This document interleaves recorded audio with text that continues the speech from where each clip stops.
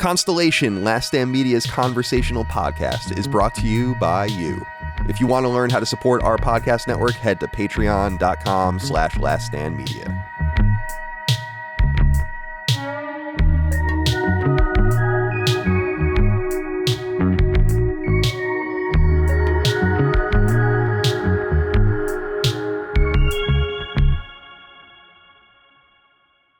Gentlemen and ladies, welcome back to Constellation, Last Stand Media's conversational podcast. I'm your host, Dagan Dagster Moriarty. Just look at this. Let's just look at what I'm looking at right now. My apologies in advance. This one has mayhem written all over it. Hijinks will almost certainly ensue. But hey, this is what you guys signed up for with LSM. We like to deliver. Let's go around, say hello to the gang. Where am I going to start? I'm going to start with the dude who's geographically closest to me, probably not even 100 miles away from my very position right now. My dude, Lord Cognito. Cog, what's going on, dude? Yo, Dag, what's up, man? Stelly's in the building today. I feel very old school. You know what I'm saying? I had to throw the throwback on today. Let the kids know what it was with that 16-bit era, you know? So I'm feeling good, man. But yeah, we got a great iteration. Got Jaffe in the building. You know what I'm saying? We got Gene in the building doing big things. Obviously, haven't seen you in a minute. I'm excited. Let's do it. All the oldest heads. Yeah, it's the old head. Old head clock. And it was organic. This wasn't on purpose. This just happened kind of the old-fashioned way. It's like, and then when I realized it, I said, all right, we got to kind of go with that energy, right? He's already been mentioned. Look at the shades, right? The future's so bright. Jaffe, what's going on, my dude? I've been wanting to catch up with you anyway. Been meaning to DM you for a while. What's happened? I haven't seen you in a while. Well, you know, just being sassy. I don't know. What's been going on? Well, I got fired from a job, which was a lot of fun. What? Yeah. Tell me about this. That was great. Yeah, I was going to ask you about that. Hi, I'm Gene Park. I was going to ask. Do you like your news uncut like you like your men? Not a problem. Gene Park's here, folks. The Washington Post. Wait, how do you know? I'm kidding. Already asking the top. We already lose. I already see. No, I mean, I wanted to, because Jaffe, it's been a minute since we've talked, right? How the fuck did you get involved with Keemstar? Okay, so I barely knew who this guy was, right? I knew who he was because every now and then when I was driving my kids when they were like middle school, high schoolers to school, they would be in the back seats talking about YouTube drama. So Keemstar and Rice Gum or Rice Gum, Markiplier, you know, and all these. Now Markiplier I met, he was a really nice guy. Markiplier is a great guy. Yeah. But anyway, so that's all I had was like a vague awareness of the name Keemstar, right? And so my daughter's boyfriend has started working with me and producing some of the shows and stuff because he's really into the analytics and all that. Oh, cool. And he said, I want to get you on some of these podcasts. And he put me on just as a guest on a podcast on Keemstar, who's this, I guess he runs Drama Alert and he had a bunch of stuff happening back in the day. Now he runs a network of shows called the LCU, the Lolcow universe, right? And I went on one of them and it went well. And just, you know, through happenstance, they're like, hey, do you want to host one of these things? And I was like, okay. And they're like, we'll give you this % of every show. And, you know, they have a hell of a lot more viewers than my little channel has. So I'm like, yeah, sure. I'll grow the channel and why not? And one of my kids, Calvin, found out and he's like, dude, that guy's bad news. And so I could have told you that, man. Well, I like Keemstar. Keemstar, I'm not throwing shade on you, but you know, I could have told you that he's a very controversial figure. I'm sorry, go ahead. No. And so I looked into him and I came across a video of him saying the N-word like a lot. You know, I don't know if somebody had done a compilation or whatever. And this was like in 2008 or 2009. And so it was explained to me that was doesn't do that stuff anymore. He was very young. I said, okay, fine. I said, well, I don't have to be on a show with him and I'm not going to traffic in any of that stuff. And if anybody thinks that's what my show is, so we started doing a show over there called Madhouse, which was kind of like a show I have on my channel that was called I Love the Weird, which is about UFOs and paranormal stuff and weird science and just all the weird fucking shit that I like to talk about, and it was going pretty well. We were growing, getting new audiences, exactly the thing. And then one day I made, and by the way, Keemstar through all of that was really very professional. Every dealing I had with the guy, he paid on time. He covered his bases. He was doing the job. And if he was this really bad seed back in the day, I didn't, he has an on-camera shtick, but he would ban people instantly if they were transphobic or anti-Semitic or racist, and I was like, okay, give people second chances. He's not that guy. I didn't like how he uses the R word, but hey, you can do whatever the fuck you want. I don't care. It's not, as long as it's not on my show, right? So everything was going well. And then I made the quote mistake of talking about his wife's vagina. I saw those clips, man, on my show. And I didn't even talk about it. Somebody called in. Here's what I think happened, but I don't have the evidence of this. But somebody did call into my show because I turned the phone lines on because that's fun. And you never know who's going to call in. That's fun. And they are like, I have this video of Keemstar's fiance showing her vagina, and it was really small, and this and that and the other. And Keemstar called in, and I'm like, well, I wasn't saying it, but he's like, but you should have known. I'm like, why would I have known about your wife's vagina? I don't know how big her vagina, but I wasn't upset. I was like, dude, look, this is my show. I don't mean mine like possessively, but I mean, this is what you get. Yeah. I'm not looking to be managed. I'm not looking to be handled. And he's like, well, you're fired. I'm like, okay.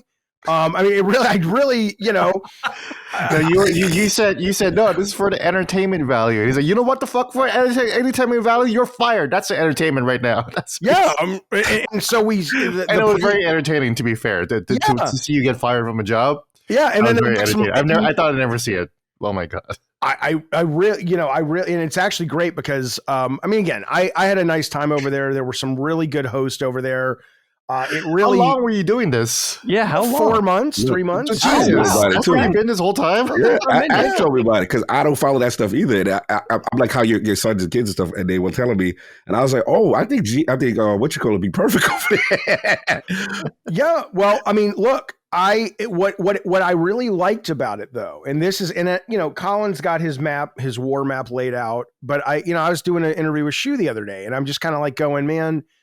Again, it's like just build your own, Jaffe. So now I'm going to build my own. But I was hoping forever, the longest time, Colin would just do it because Colin's so much better at business than I am. He's got the infrastructure, and I'm just like, dude, don't fuck your podcast up, but get into streaming, dude. So what Keemstar has, which I think is really smart, is he's got individual creators all over the internet with their own shows, but they're part of the universe. And so let's say Constellation was a Last Stand Media show.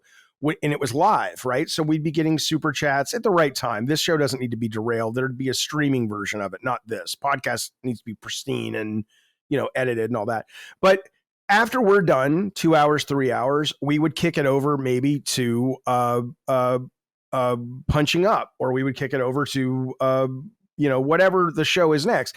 And so it's not 24 hours, but you basically take a group of people who are watching and invested, and you just share them from show to show to show to show. And it really does build this kind of walled garden of once people are in, it's a really smart little device going on. So I was really fascinated to learn about that.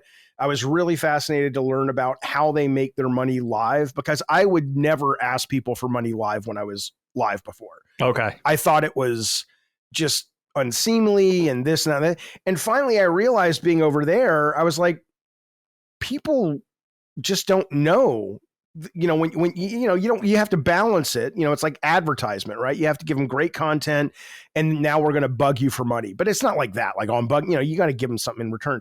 But anyway, there's a lot I learned is the point. And and after we got fired, we were back with Madhouse on my channel, which now we're doing 5 days a week, 6 o'clock at night on California time. Oh, wow. And it's been great. And now we get to keep all the money. So we're not splitting a cut. Right. And if we continue to grow that show, we're like, hey, let's do what Keemstar's doing, but let's do it with our kind of shit. That sounds smart. You know, so, but again, let your brother know if he ever wants to get into streaming. I don't have to do it. I'd love to work for him on that shit because I hate business. I fucking hate it. I just want to stream. But I think he leaves streaming as like a secret weapon that he could break out in case he needs to increase his finances or something like that. Smart. Like, he leaves that in reserve. That's the he's never said that to me, but that's the feeling I get because he's definitely leaving money on the table. I mean, I mean, Iron Lords. I mean, you guys love streaming, right? Oh, huge for us, absolutely. It's organic. You get things that probably wouldn't get in a very prepared, structured type show. Yeah. And to your point, you'd be surprised. Like we got the Road to Tokyo movement going on. That's all because of our community. They were like, we want you guys there. We're going to put you through fitness challenges. And Addy comes up with amazing things. And then they get into it. Or they like to mess with us with stuff they know that would bother us and needle us and get us to do it. And it's funny. So it's just like, why not? So yeah, I would agree. It is a different beast, but it's fun. And you'd be surprised how engrossed people get with it. And we raised like $6,000 in like 3 days or 3 weeks to go stay in a haunted house. That's awesome. The streaming was a nightmare. We should have gotten Starlink because the internet was terrible. But we stayed in the most haunted hotel in America, and we did a stream from there. And it was all because the audience live was paying for it. It was that's so cool. That easily. Jaffe, if this guy, I'm glad it worked out for you with the show and doing your own thing organically and taking the full cut. But if this guy gave you kind of a list of 4 or 5 restricted topics, including his wife's hoo-ha, would you have adhered to that? Because it sounds like an easy thing to do. Like he should have said, like, these topics are off the table. Don't go there. Well, part of it, though, what Jaffe didn't explain is that he was doing the call-in show, but he was not using the Discord channel with approved listeners to do that. Oh, he was doing it unfiltered, and that's why the whole the wife vagina thing came through. But that was fine because again, if it was anything that breaks terms of service, you just edit it out. You private the video, edit it out, right? And or which we were doing both. We have a delay. There was no reason to delay it because nothing the guy was saying was breaking terms of service. He was just telling a story. And I wasn't saying the story was real. I was going, okay, well, do you have a clip of this? And he said, yes. I said, all right, well, yes, send it on. Would love to see it. And so to answer your question, though, I think it depends on what the asks are, right? Like you wouldn't have to ask me, hey, Jaffe, here's a bunch of hate speech things we don't want you to say. I'm like, yeah, I got you. Don't worry about it. I'll read it, but trust me, I'm not going to say them anyway, you know? But if you're, but basically to me, what that particular requirement, which had never been really expressed, if you watch most of the shows, not ours when it was on there, you know, they are talking about other co-hosts' private parts. It is raw. It is hard R, sometimes X-rated conversations. It is MMA of you know, bang bang bang, you know, and no hate, again, not the hate speech stuff, but just the kind of, it's very crude over there, right? Okay. So ultimately, what the real rule was don't talk bad about anything that Keemstar or more importantly his fiance would find problematic, and I'm like, I'm not doing that. I'm not going to work for you in that way. I'm an independent contractor. You hire me to come and be an entertainer, and I'm not going to be offensive to people in terms of, like I said, hate speech, or I'm not going to peddle misinformation that I know is a lie, but I'm not going to sit there and go, oh, you're off the comedy table because it's your, fuck you. I'm not. Yeah, you got to be yourself. Yeah. No, 100%, dude. I have a story for you, Jaffe, but I'm going to save it for the end of the show. It's something really cool that I've been meaning to DM you about that you may or may not know about, but I'm not sure you do know. Is it a Dan Schneider story? Please tell me it's a Dan Schneider story. No, it's not. Shit. Can we get Dan Schneider? You don't want Dan Schneider on this show. You would taint the sanctity of Last Stand Media with Dan Schneider's feet fetish. Oh, my God. I mean, come on now. Gene, already asking the tough questions, my friend. You're the last to say hello to. I haven't done a show with you in a few weeks. It's good to see you. I love the shirt. Shirt is huge. Yeah, what's going on, dude? Yeah, I missed punching up this week, so I figured, hey, I should do it Stelly. You know, I haven't been scheduled for Stelly this month, so I decided to file in and replace the boss man Colin. did. Because I just came back from Orlando, Florida, where it was 100 degrees, man. Oh my gets hot. god. That Florida heat Oh, it different. gets hot, man. Please, can you tell them what you were doing with no details? It's so cool. I'm so jealous. Oh no! I can talk about all I want, and especially since by now the story should have published, hopefully. Oh yeah, right. That's right. But I can't talk about it. There's no embargo. I was there for the opening of the Super Nintendo World and the Epic Universe Parks in Universal Orlando Resort, which is the second time I've been to Universal and Orlando. And I got to meet the god himself, Shigeru Miyamoto, creator of Mario, Zelda, and Donkey Kong, and basically the video games industry, and so that was an incredible experience, and I'll probably talk about it more tomorrow on Punching Up. Right. I'm saying tomorrow as if it's Monday right now. I'm tuning in for that. But I'll definitely be talking about that more on Punching Up, and we should have a special guest for Punching Up too. Oh, wait a second. Very cool creator that I'm good friends with now. But yeah, is it Miyamoto? Miyamoto wants to pull up. That'll put the. Well, yeah, Colin got Neil Druckmann on the show, right? So why not? Yeah, step it up, man. Yeah, exactly. No, it's not Miyamoto. But yeah, meeting him was an incredible experience. And it's been a life goal of mine to I've interviewed him before, but that was only via email. So this was definitely the first time we met in person, and I got to tell him you're like a father to me, man. That's amazing. How did he take something flowers? Like that? He must be very humble. He is incredibly humble. I made him laugh a couple times. I made him smile a couple times. Awesome. I was like, man, living the life. I could maybe living the life right there. I think I could maybe die happy having done that with that man. He would be at the top of the list for sure, Gene. I'm very jealous right now. I am so taking that out of context and he is definitely one of the 4 people in the world alive today who I would be nervous in interviewing, because I've interviewed chiefs of staffs and politicians and all kinds of video game creators. I'm not nervous around Jaffe or anything like that. I'm not nervous around anyone. It doesn't matter. There's only 4 people, and Miyamoto's one. What's the other 3? Yeah, other 3 are Kojima, and I know that for a fact because I've interviewed him once before and I met him once before, and that was terrifying. My lips and face was glistening. I was like shaking. Like I was like asking the video editor, like, does my face look okay? Am I okay? I was incredibly nervous. Now we're cool. Like now we stay in touch regularly. He retweets me all the time, and I'm really looking forward to my next conversation with him. So that's chill, and the nervousness is gone. So it's Kojima, and it's only Miyamoto and Kojima on the video game side. All right. So there's pretty much no other video game creator that I'll be nervous around at this point. In the music side, would be. I think I know one. It would be Bob Dylan. Dylan. Who is probably the most influential person in my life outside of Kurt Cobain. But Bob Dylan is a notoriously difficult interview. He likes to challenge and insult the interviewer. He often makes evasive answers. He was like the first trouble like superstar. He used to like back in the 60s. He'd be like who even reads Time magazine? Your stupid little Time magazine. Yeah. Who cares about that? He would tell that to Time magazine, and this is like way back in like 1963, 1964. Yeah. Okay. And he's still like that. And he's still alive, So I'd be incredibly nervous. And he is such an important historical figure. So that'd be. Yeah. And then the last person, and this was for a while ago, I'd be nervous because of who he is and what he's accomplished. Now I would be nervous because I'd be nervous of what he would do, and it is of course Kanye West. I already know it's Kanye. You already do.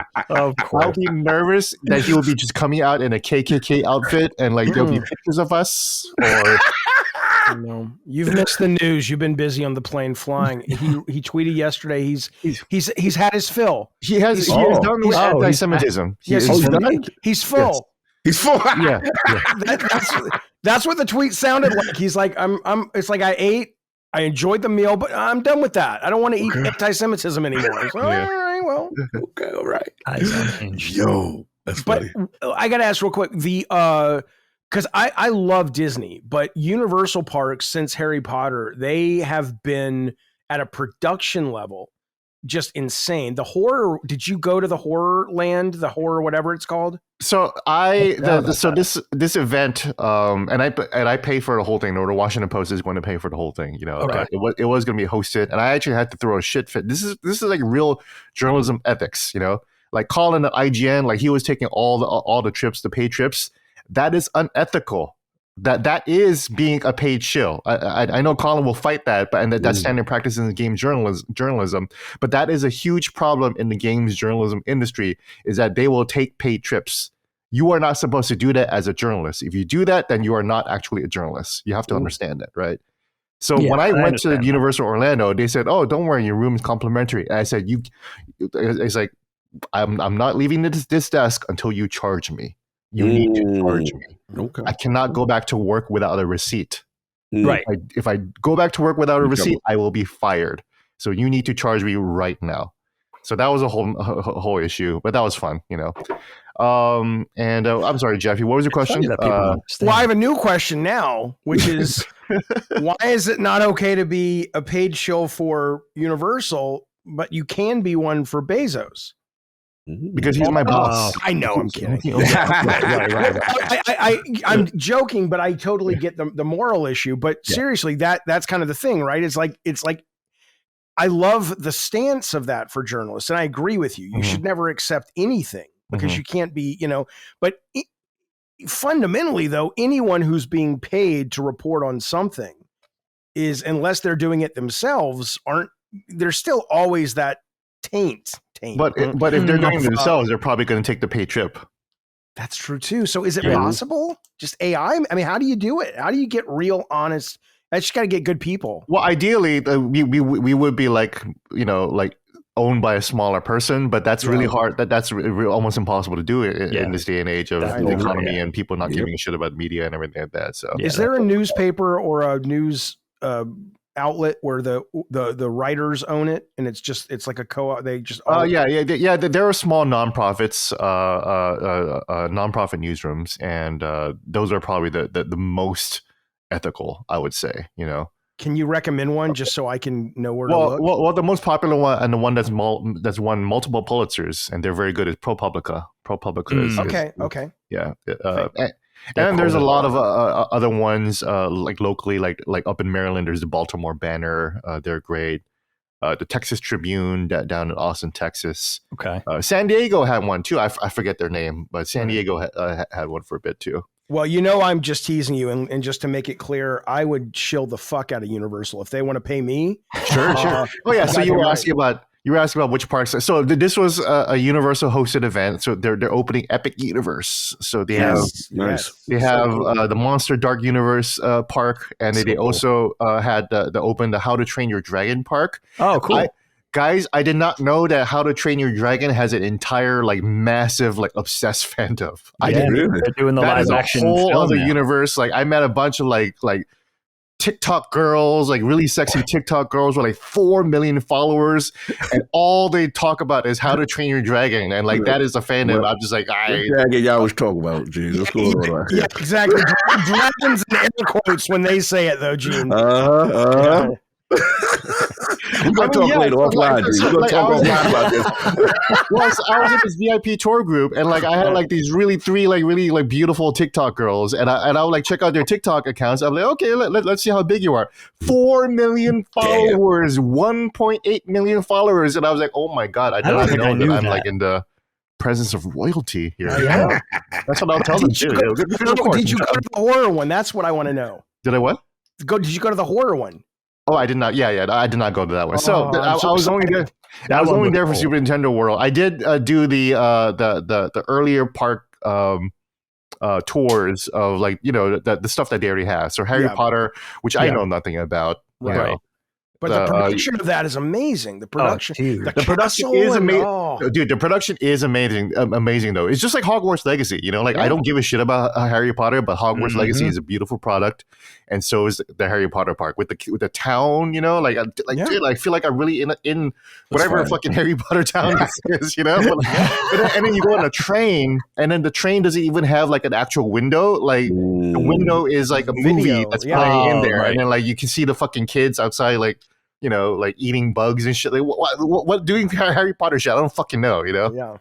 But it was really cool. Wild. That's awesome. Very, very immersive. And that translates also to Super Nintendo world where, there's all like you go to Toadstool Cafe and like you see Chef Toad like cooking things up. And Like then you see animatronic? no, like it's an animated video, like in the window. So it's like they make it look like it's a window, like you can see the open kitchen. So cool. Oh, is Illumination doing all that stuff? They must be. That's so cool. It looks like Nintendo actually. Really? Like original Nintendo animation. Oh, it's that sort of design style. It's not the cinematic. Yeah. It looks very much like Super Mario. Like Super Mario Wonder or New Super Mario Brothers or something like that. Oh, Do that's they so sell cool. Switches and games there, or they don't have like a Nintendo store presence? There's definitely merch stores, of course, but I did not find a place where I could just buy games and stuff, Hardware which is stuff. weird. That is so fun. Yeah. I don't mean to love harp it. on this because I know it's not one of the topics, but I have to ask one more question. So whenever I see it online, because I know it opened in Japan last year, right? And this is the first one in America. It looks really small though. Like you could do the whole mini park in like 30 minutes. I Is was that wondering about accurate or is it, no, it's bigger than that? It's fairly small. The Orlando one is much bigger, and because it also includes a Donkey Kong Country expansion. Right. So that's cool. But Donkey Kong Country itself is also pretty small. There's the minecart ride. There's a stage where Donkey Kong shows up. There's a DK drum bongo game that you can play to make Rambi show up. That's fun. You can walk around the whole park to find the KONG letters, just like in the games, right? The rare Donkey Kong Country games. And there's a store and just other exhibits and stuff like that. But it is fairly small though. I wouldn't say that it is like Disneyland, of course. Okay. 'Cause Disneyland But is, plans to yet. continue to expand Nintendo. yeah, I feel like that they would, but they won't, of course they won't talk about that. But Zelda's definitely coming. yeah, And then but- themed concessions, right, Gene? Like themed of course, yeah. food and I mean, drinks well, for Toadstool each- Cafe is a sit-down restaurant, which is cool. Yeah, that sounds cute. Dagan, if I have to ask one more question. I'm sorry. I'll get rid of my topic if we need to. I'm so into this. I'm super curious. Cool, yeah. Well, okay, so there's two people that one guy I've met and I have met Miyamoto, but it was like nothing like your experience. It was just a photo op and we were outside of a hotel and whatever. Yeah, I didn't even get a photo with him, so there you go. I thought you said you guys took amazing photos. Well, not me with him, so. Oh, okay, fair. Gotcha. The TikTok girls, they wanted photos with him. Oh, but of course, yes. yeah. Oh, I mean, I prefer that to myself too, of course. Understood. But no, him. Before I tell you the other one, when I hear what I was going to ask you is how much of an act do you think he plays? Because his public persona is always wide-eyed, friendly. I know they used to call him in Japan at the height of the NES, like Dr. Mario, he would go around and kids would swarm him and stuff. Yeah. And I've never seen him be human, right?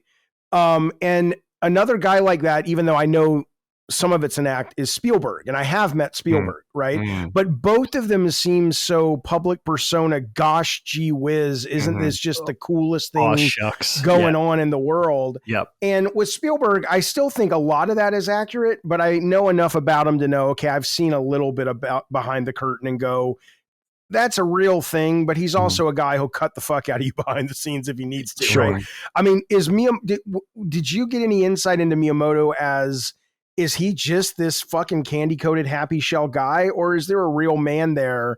And I know that's dumb because of course he's a real man, but he never lets that slip. And so I'm just wondering, as someone who's interviewed him, did you get any insight into that?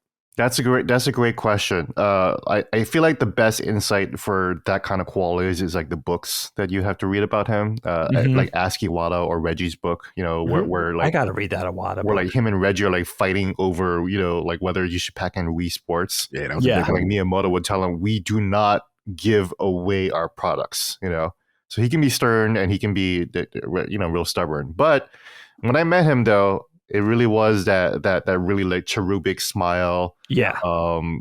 Really, really whimsical. When we were doing the photo shoot, it was we had a awesome photographer, Zach Whitman, Florida based. He's done a lot of documentaries and he has got this really cool style for portraits. So we were doing a really professional photo shoot. and Miyamoto could not help but like he couldn't keep still. He couldn't help but smile. Like we were telling him like, okay, business face, serious face, you know, and he could not do it. Yeah. Like the business face would like be like. Yeah. Like he would just like be tightening his face up. And Yeah. you finally got it, and you just let the biggest fucking fart ever rip, and he just cracked the fuck up. Yeah, well, like that. I mean, that's the thing. Like it was just like a split second of a business face. Yeah. So like when I looked at all the photos, like we only have 2 business face photos. That's it. Everything else, like he's got this big grin, like like that. He's smiling like crazy, like he's a That's cool. manga character. You know, He's adorable. He's absolutely okay. adorable. But I gotta ask. I'm sorry. Do you think, like Dagan, when you're saying he's adorable? He's so adorable. Yeah, but do you think, Gene, somebody who interviews these people and puts them out, you know, do you think there is an, I don't know, obligation makes it sound so important, but do you think there's a semi responsibility to help perpetuate that? Oh, yeah. I mean, unless it's absolutely true, or do you think there's a responsibility to report on this is what Miyamoto presents as, but because how healthy is it to have people coming up and growing up and learning about others and go, there are people like that, unless there are, but I've never met anyone who's just their PR face. And I go ahead. No, because Dagan, you know, we've talked Disney and stuff, and I think Disney was very similar. If you look at like the Wonderful World of Disney on TV and Uncle Walt and all that, and I mean, he was a fucking asshole, right? Even Walt was smoking cigarettes and stuff. It wasn't a but back then though, that wasn't that's true. You know, that's true. So I don't know. I'm always fascinated by it because I think I got so bamboozled by it as a kid that now my guard is always up to it. And as somebody who interviews these people in a massive way, like the fucking, you know, your paper, do you ever even think about or worry about how you are serving up these people's images to the world? Yeah. I mean, unless I get to spend a day with him, but you know, Nintendo does not give that kind of access. Miyamoto does not give out autographs. I didn't know that. He does not show up on Japanese TV. Like just today, Hideo Kojima is out in the street giving out Death Stranding to like shit, you know, like tchotchkes and everything, right? Right. Like Kojima wants his face out there. He's showing up at Japanese TV. He's doing interviews. Like he's doing like live IRL live streams and everything like that. Miyamoto is not that kind of person. He likes to be private. Do you ever watch The Young Pope? No. Is it good? It's the Young really Pope good. by Jude Law. It's a fantastic show. I fucking love it. Okay. I'm always obsessed with the show, and of course, I'm thinking about it a lot because of the whole Pope, the recent Pope news Leo, cycle, right? Okay. In the Young Pope, he and the Jude Law is the first American Pope in the Young Pope, which is funny because now we have that now. with that's Robert cool. Prevost or whatever his name is, right? Yeah. In Young Pope, he's meeting with the PR person of the Vatican, and he holds up a white plate and he says, "This is the image of the Pope I want to go out," because he says, "I do not exist. Only Christ exists. When I give my first speech as the Pope, I don't want any lights on me. I don't want any photographer to even get a glimpse of my face. I have to be drenched in shadow because it's all about the message of the church, not about me. It's only about Christ." So, and then like the PR person was like, that's media suicide. And he was like, media suicide. He was like, who is the most important writer of the 20th century? J.D. Salinger, you know. Who is the most important movie director of the 20th century? Stanley Kubrick, you know. What did all these people do? They made themselves invisible. Yeah. And that's what Miyamoto does too. And I think Nintendo really understands that. So to them, it is about what they serve up. And he's one of the servers. And a lot of famously said, we're a company that manufactures smiles. Like that's what Nintendo creates fundamentally. And so I think that's, I was going to pull it back because it made me sound like an idiot, but I do. I think that's beautiful. I like it. I love it. It's really It's all about smiles, and just like the Vatican is all about the Church and Christ, right? So. Isn't it funny that that's what I decided to pull back on that makes me sound like an idiot? Everything else is fair game, but that I chose to pull back on. No, I think it's great. I'm shutting up. Fascinating. Yeah, Keemstar's vagina, sure, but you know, when it comes to Nintendo smiles. Okay, well, I'm not defending Keemstar, but just to be fair, Gene, because I care about truth. Keemstar doesn't have a vagina.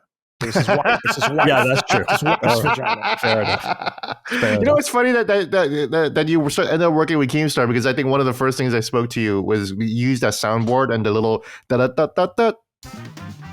That one? Yeah, oh, yeah. There it is. Yeah, and I told you Keemstar uses that all the time too. And you're like, who the fuck's Keemstar? Now you know. No, I know. Now you know. I know. I buy it. I still buy the persona with Miyamoto, but I'll tell you right now, like, he's one of those dudes where I feel like, I mean, first of all, he's got to be surrounded by handlers, right? So it's not like he's not on his own. It's not one-on-one, and he get cut up with Gene Park behind. Dagan, I was surrounded by a legion of people, both white and Japanese. They were all, it was like a courtroom. They were all typing everything about what we were both saying. I believe it. They were all recording to make sure that I get it right, even though I don't work for them, you know. And they're analyzing every question that I said. Like when I brought up like the like one question that wasn't that they didn't expect, they all kind of stopped typing, and you're like, oh. Wow. Threw him off. It's like the Secret Service over Exactly. And then Miyamoto started laughing, and you're like, oh, okay. You know, even with those beloved dudes, though, like Spielberg or David Lynch, like everybody who is like these creators who are universally loved, not only by the public, but by the people that they work with, cast and crew, but they still have footage of David Lynch, like giving it to his... There's that one odd clip of David Lynch giving it to his producers, right? You'll never see that. Where he says what? Where he's like, don't tell me how long a take should be. Yeah. And he goes off on a tirade, basically, right? But the thing that concerns me about a guy with Miyamoto, however mild-mannered that man really is in real life, like, does that suppression like turn him into a serial killer eventually? Like having to push down the humanity. He better hurry. He's not a young... I know. How old is he now? 72. He's 72. Wow. And he's still actively working. outside. Yep. Any proteges on the scene, or they just keep that? There has to be, but I don't know if it's like public knowledge of who those people are. Like, was there a what on the scene? Any proteges, like whoever he's handing the baton off to, which I'm imagining there's a bunch of them. Can't just be one dude. Yeah, there's a bunch of them. One probably, girl. So, and also, Jaffe, I understand your concern about public personas. You know, for over a decade, Elon Musk has been training his persona on being the quote unquote Tony Stark of the real world, right? And like, so even like people like Colin, like just get taken away, and he's like, oh my god, Elon, I love Elon Musk. He's so smart and brilliant, you know, and. You know, I think a lot of the image is shattered, and of course Steve Jobs as well, someone who I admire and greatly admire. But he was a notorious like hateful person, you know, or like not a hateful person like other people, but like he was an asshole, and like you know, and like the movies kind of illustrated that as well too. So, you know. I mean, I find that whole thing just fascinating because, you know, as somebody who is now, you know, I'm out.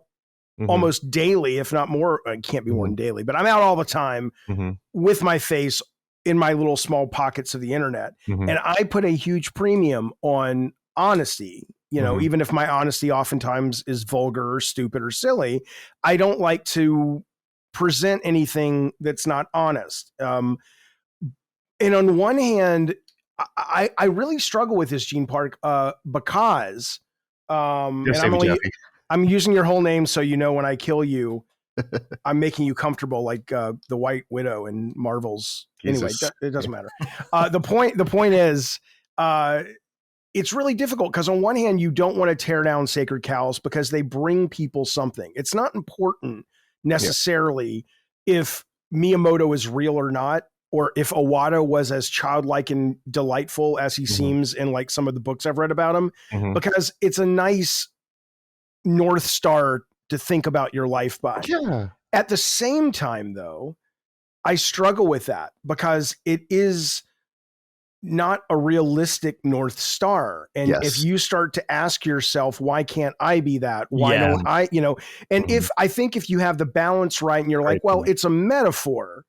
And there are like superheroes aren't real, but there's aspects of superheroes that we should all aspire to, like the nobility of Superman, right? But no one confuses Superman as a real thing. But people do confuse Elon Musk as a real thing, and Miyamoto and Spielberg. And so I'm very conflicted with that whole idea of the PR front and how much we should respect it versus destroy it. But people hate me when I try to destroy it. Yeah, I get you, Jaffe. It's good to have those people to aspire to, even if it's like the one or two people that are just amazing human beings that you're much more mercurial. Like I could say for myself, like I could be a moody bastard. Like if I was surrounded by people that worked for me all the time, like a Miyamoto or a Spielberg, like there would definitely be people that would be like, I don't know what I'm getting today with that guy. Much more humanity in there. The good and the bad. Who do you aspire to then? Because are they real? Do you think Miyamoto might be one of them where it's that aw shucks sort of, kind of like that whole aw shucks thing that he embodies. Also like the technology side, like sure, he's one of the most important people in technology and media, but you have every sense that this guy would have been perfectly happy writing books or playing the acoustic guitar or making cartoons. Right. So he might be but would you be disappointed or relieved to learn that he is, and I know you're not an idiot, he's just a person, but to learn more about the fact that he is a guy who stinks the fuck up a bathroom, and he is a guy who was a terrible boyfriend in college to his girlfriend. Would that bring you relief or would that bring you kind of disappointment? Yeah, for me, I think it would bring relief in knowing that even this person's relatable. Even this person you aspire to be has, those qualities that make him like. Sometimes he's insufferable. Sometimes he's got a hot head. Sometimes he's moody. I recommend watching the Hayao Miyazaki documentaries because Miyazaki, of course, is another legendary creator who's still alive and who is very well known for being, like his movies are so magical and wistful, right? And he does like in his little Japanese village, like he does give out candy to all the school children. So like the school children look up to him, right? But then he's also willing in these documentaries to be documented almost at 24/7. And there is a really nasty side to him that he has no problem showing too, because that is someone that I think I would aspire to be. Someone who is a nice person but is flawed and gets angry and stuff like that too. Flawed is a great word. Miyazaki, I think, is something that you might be looking for. I definitely recommend those documentaries. I'll watch them. The Ghibli account got pissed at me though because they tweeted out a clip that it was some, I don't remember what movie it was from, but it was some scene, a crowd scene, and they said this took I know which one you're talking about. 3 years or one whatever. Animator, yeah. And then I went to OpenAI and I did it. And I said, look, I did this and this only took 5 minutes. You guys should look into this. And they were so mad at me. And I'm like, they blocked me. Were you needling or were you like genuinely? I didn't do that. I don't follow Japanese accounts. I'm American. Oh my gosh. But that clip is actually from the documentary that I'm talking about, Miyazaki and the Heron. So Miyazaki, the game designer, is that his name? Hidetaka Miyazaki, Elden Ring. Dark Souls. For the longest time, I would say Miyamoto was my favorite game designer, and now I think it's him. I don't think there's a better game designer. He's Mount Rushmore game designer. Even if he does nothing else, if he goes away tomorrow, I think he is just brilliant. Yeah, he's brilliant. Absolutely. Certainly. That would be really cool to ask Miyamoto about these other guys, Miyazaki, or Kojima. all the free-to-play stuff and how the games industry has just changed so much. For sure. That'll be a dope conversation. Yeah. I wonder if he would even speak to the more quote-unquote adult games, the violent games, the games that are a little sexy. Like, would he even endeavor to talk about that? I don't think he plays them. He doesn't really play them. He doesn't really. His focus really is on Nintendo games, as far as I understand. Yeah.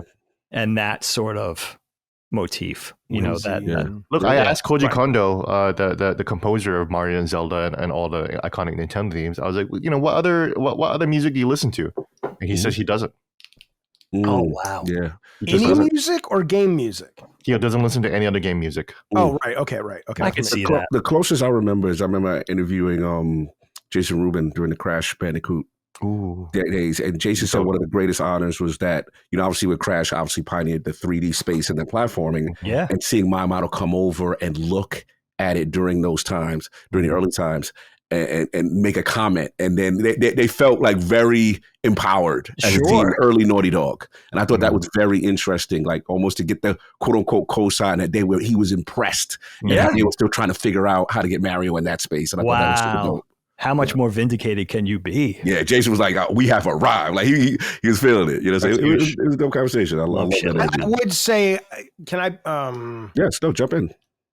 You know stuff. You do. The timeline doesn't really match up because Crash was 96, 97 and Super Mario was 96. So they had Mario in that space already. I think, and I do know what you're talking about because there was a point where Miyamoto comes up at E3. Yes. And there's a photo of him playing it. Mm-hmm. But I think when I loved Crash, but I certainly love Super Mario 64 more. But what was so interesting about Crash and what I imagine. Oh, there he is. Yeah. Nintendo probably would have done it. But what made Crash work was it wasn't really 3D, which is why it looked, I mean, it was 3D, but you were in a tunnel for 95% of the game. And so you could draw, and that's why we were all so jealous visually because we're like, how does this game look so good? And it's like, well, they know exactly what they have to draw. There, you can't go back with the camera rotating. It's everything's dumping behind you, you know.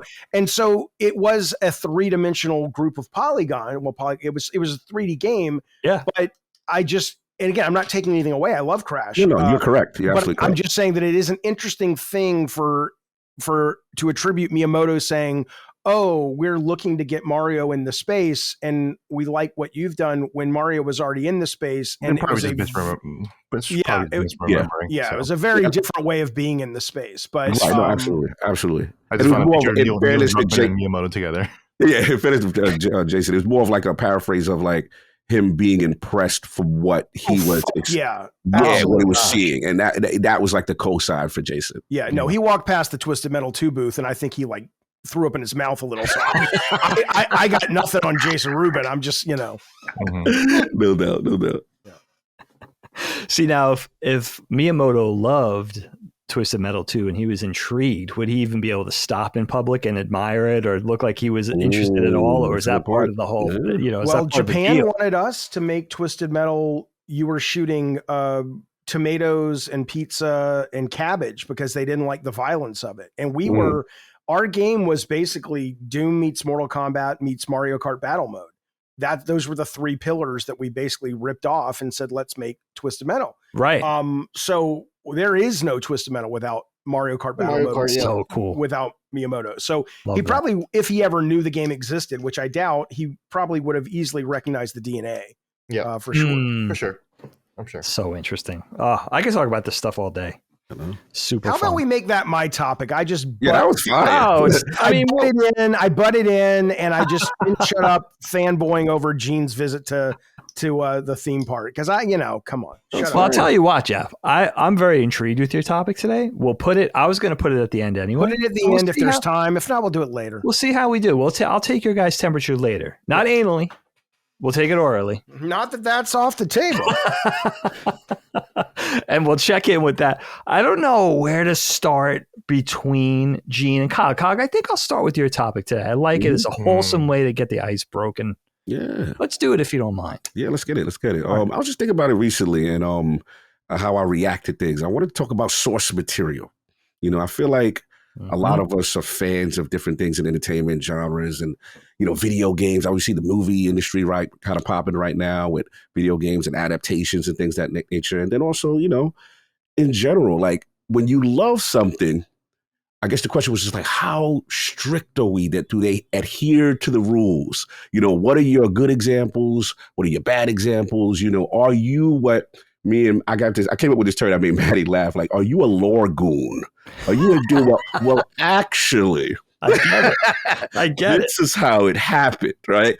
And I just think of things like, remember G, like when Game of Thrones came out, like I never read the books. I didn't know anything about it. Yeah. Right. So I remember, approaching the Red Wedding episode and people like, you get ready, that kind of thing. And just seeing the reaction and also seeing how upset they were towards the end of the series, right? And how things didn't get wrapped up. So just for me, I would just say, like, as a comic book nerd, Infinity War was one of my favorite things. I thought the Infinity Gauntlet saga with Thanos was one of the greatest, stories I've ever told. I shout out to my dad because he got me to buy. I mean, he all the kids had like Spider-Man and Wolverine, and he's like, no, your first comic is Silver Surfer. I'm like, what the hell is this? I was like, this man is pontificating. It's all this crazy stuff. It's Galactus and universe. He's a herald and heady shit. Celestial beings. I'm like, what is this? And I grew to love it. It was very difficult reading, but I grew to love it. And then I remember when, Thanos came around, and I'm like, wow, this is so dope. And he's got, the infinity gems and how he acquired them and the universe stuff. And then obviously to see it translate into the MCU. And obviously they took some liberties, right? They didn't have all the character control, certain things. But I felt for the most part, they got the essence of the saga. Mm-hmm. And I'm like, yes, like I can't wait for people to experience this. And I wasn't a lore nerd. I'm like, well, actually, he worshiped death, and he wasn't trying to do complete population control and stuff like that. He was a little bit of a simp for that in the comic book adaptation. So so you got that. And then I remember bad examples, and Dave, you'll laugh, like, how much of a Transformers G1 nerd I am. And, don't get me wrong, the Michael Bay, the first one, I was like, okay, cool attempt. But I was just like, man, this is just more about him blowing stuff up. I felt he lost the plot of like the relationships between like a Starscream and Megatron and also the human elements and stuff like that. Oh, I get that. Yeah, so as a G1 head, I actually liked, Bumblebee. I think they came out with Bumblebee, and I felt that was more G1 essence for us G1 old heads. I kind of felt that way. So I just bring it to you guys. How are you guys in terms of source material? How ridiculous do you get? How much do you allow liberties and stuff like that? Let's kick it to Jaffe. I'm very curious, because you've got stuff out there, and maybe consulted or not. I'm curious. Let's go. Well, okay. So I think all I care about is the essence, right? So when you talk about, every medium and every group of creators and time itself away from something you're creating, and if you go back, there's going to be change. Nothing is created in the same vacuum but in the same set of circumstances that it was originally created. And so to me, all that really matters is if I want the feeling of what I love over and over and over and over. Mm-hmm. I don't, and if that requires adjustment for various reasons, I'm more than okay with that. So a good example to me are like the first 3 Indiana Jones movies. I'm a huge fan of Indiana Jones, one of my top 3 fictional characters of all time. But I think the last 2 films were not very good. The opening of Dial of Destiny literally felt like you could have taken it out of 1981, like in a great way. Like it looked like an indie movie. Obviously, Indy was younger. Indy was a little, they almost hung him. There was a little bit of semi-adult, it wasn't just like oh, look, we're trapped in quicksand like we were in Crystal Skull. What do we do? Here's a snake. There was a sense of getting it. And then it just went off the rails. Crystal Skull was junk to me. And it was because it wasn't because, there was a fridge, although that was part of it, or it wasn't because, Mutt Williams was swinging on vines, but that was part of it. It was, I didn't feel like I was watching an Indiana Jones movie anymore, whatever it was that captured that essence. So it didn't matter to me that, necessarily in Indiana Jones and the Last Crusade, Marcus Brody, who I loved in Raiders, who was serious, and his companion and his compadre and his mentor suddenly was a goofball. Spielberg explained it and said, well, I needed that role to go to Sean Connery as the dad, and I couldn't have 2 of those. And in my mind, I'm like, yeah, but you didn't have to make him an ass. But regardless, though, it still got enough of the North Star right, And so for me, as long as I can show up at a game or a book or a movie or a show or whatever and go, I'm paying to get the feeling back. And certainly I would like more than that. I'd like new stuff, but if I, and so to me, that's all that matters. So I don't really care. Like people will come to me with Twisted Metal and say, what's the canon ending of Twisted Metal? And I'm like, I don't know. I don't care.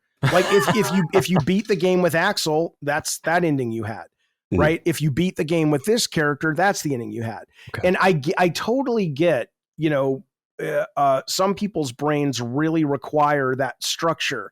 And I respect that. I mean, my brain just doesn't work that way. So when I played Mortal Kombat 2, which is where we got the ideas for doing the kind of endings we did in Twisted Metal, I was just like, okay, well, when I beat it with Melina, that's the ending. When I beat it with, Liu Kang, that's the ending.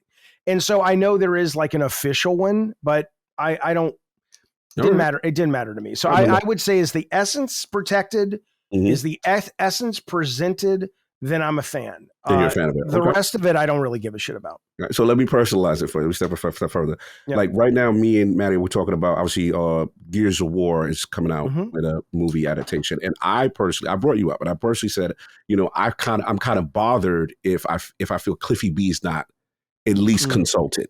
Yeah. The essence of what that is. And then I brought you up in terms of God of War. And I was like, I wonder like how you would feel with these. This is the universe you created, you know what I'm saying? And then people now taking on the mantle. And then you don't have to go too deep on it, but I'm just curious I'll about. go as deep as you want. I really don't. I don't personally care. I mean, Let's get it. Like, so for example, when they did the Twisted Metal series, which I think is, I haven't seen the second season. It comes out, I think, this month or next month. Okay. I really enjoyed the first season on It was good. It was fun. It was stupid, but it was really fun. And the guys who did Cobra Kai, which I love, were a lot of the key creatives on Twisted Metal. I was there for a couple of meetings, and I knew I was in no position to, I'm not a writer anymore, and I'm not, it's like, look, that's what you guys do. I'm here if you need me. I wish, and I think PlayStation Productions is a top group of people. They really care. So, I mean, so Twisted Metal, I think they nailed it pretty well. And I like that you were consulted. That was my key, but continue. Yeah, but they didn't really need to. That was probably, if anything, more of something so I couldn't go out and say I wasn't consulted. I don't think that's the case. They were wonderfully nice, and I liked all the people I dealt with, but it was not necessary for me or for the quality of the show. God of War obviously is a very, very different thing because it's already out of my hands for a decade at this point by the time the series comes out. Right. And, I to Sony's credit, I got to say what me and the team at the time that I worked on those series, I didn't leave any story on the table or any emotion or any aspects that I felt wasn't reflected in the games that we put out when I was there. So I'm good. And I like Ron Moore as to his pedigree, who's the showrunner, and I'm sure he's going to do great things because I want him to now come in and play in that world and see what he comes up with. I didn't like the Norse games. I liked the gameplay, and I liked 2018 a lot as a game, but I didn't like the characters, and I certainly didn't think Ragnarok was that great. It was really bloated to me, slow. But a lot of people adore them, said they were the game of the generations and stuff. Ragnarok was so slow, man. Oh my God. But again, I don't feel like, oh my God, my vision. I'm like, no, I did my thing, and let them go. And so I hope Ron Moore does as well. I hope to God that the God of War series, just for me personally, is not this laborious, set in the snow, Norse mythology, trying to be Game of Thrones, trying to be just all, if they strip out the high adventure, I think that's a mistake. But I think Ron Moore has a great. Jaffe, what is love if not grief persevering, or what is grief if not love persevering? But that's the vision. No, I'm making fun of the line. That wasn't in God of War. It wasn't God of War Ragnarok. No, it wasn't. That's from WandaVision. No, that's from. Are you serious? Or from WandaVision? Well, that's somebody go sue somebody because that's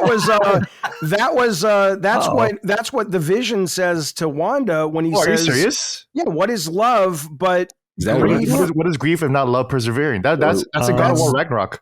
Oh, they stole ball from ball. Are you serious? No. I didn't know that. I finished Ragnarok. I'm looking this shit up. I love this is coming on right here. This professional podcast. Oh my God, it is. Ooh. Okay, all righty. Wow, wait a source material, y'all. Source material. Okay, so what is grief if not love persevering? That is from WandaVision. But where is that? Is that in God of War? I don't. The culmination of love is grief, yet we love despite the inevitable. We open our hearts to it. Okay. It's like a variant flight. It's adjacent. We'll say adjacent. Yeah. All right. Back off, Kevin Feige.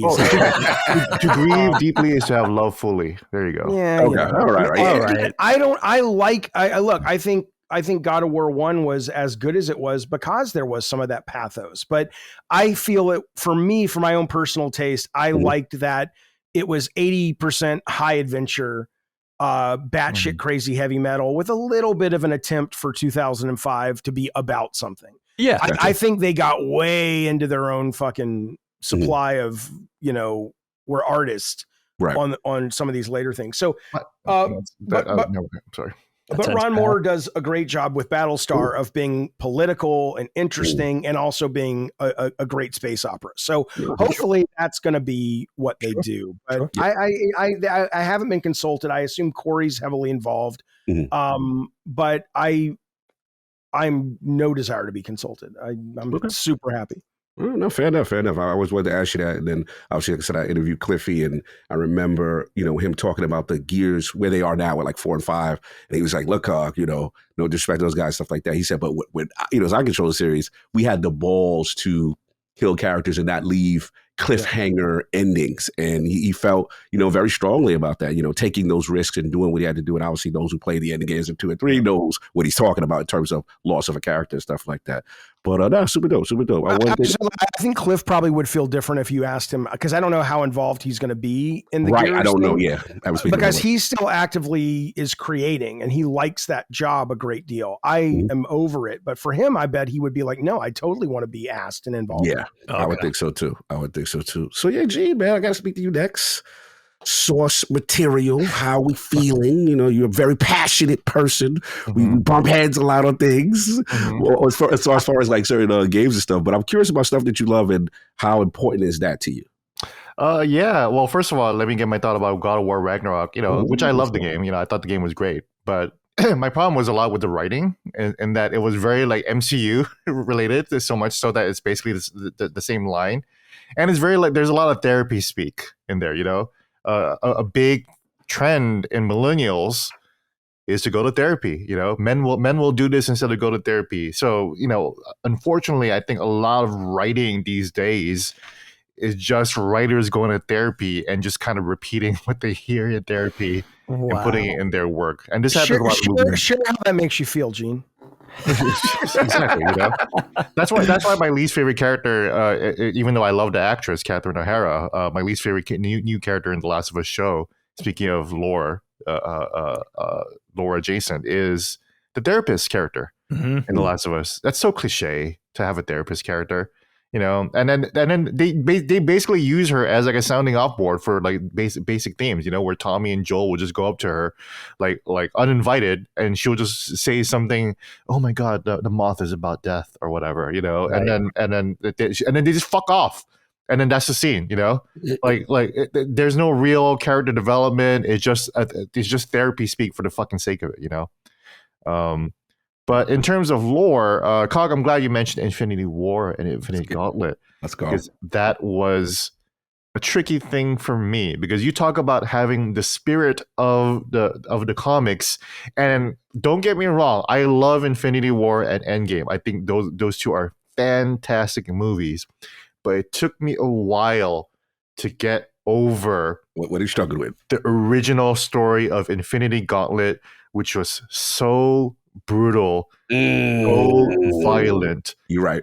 Thanos doesn't just make people into silly putty or rubber bands or just makes them invisible, blah, blah, blah. Like, he doesn't really kill anybody other than Vision, I guess. And spoilers for Infinity War, I guess, if you guys haven't seen that, I guess. At this point. But he doesn't really kill anybody in the battles, and that was what I was really looking forward to. Spoilers again for Infinity Gauntlet, a 40-year-old comic. Talk to him. But he kills Captain America by backhand slapping him. He kills Vision by ripping his guts out. Iron Man is beheaded like nothing.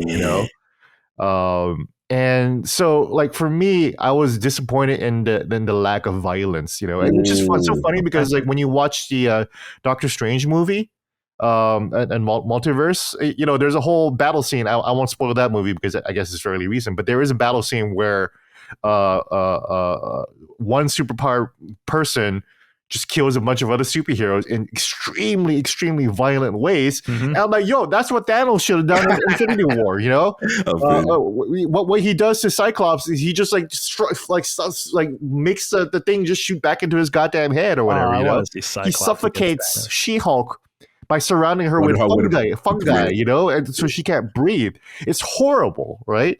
But Disney won't do that, you know. So that's why they just turned into silly putty or whatever. Did you guys like the casting of Thanos in the films? Oh, he was great. Josh Brolin, I thought he was fantastic. So, I mean, that's why, like, you know, like ultimately they completely changed the story. You know, Thanos was not a simp for whatever. He had to, now he's a sympathetic villain. You know, now we have to feel so.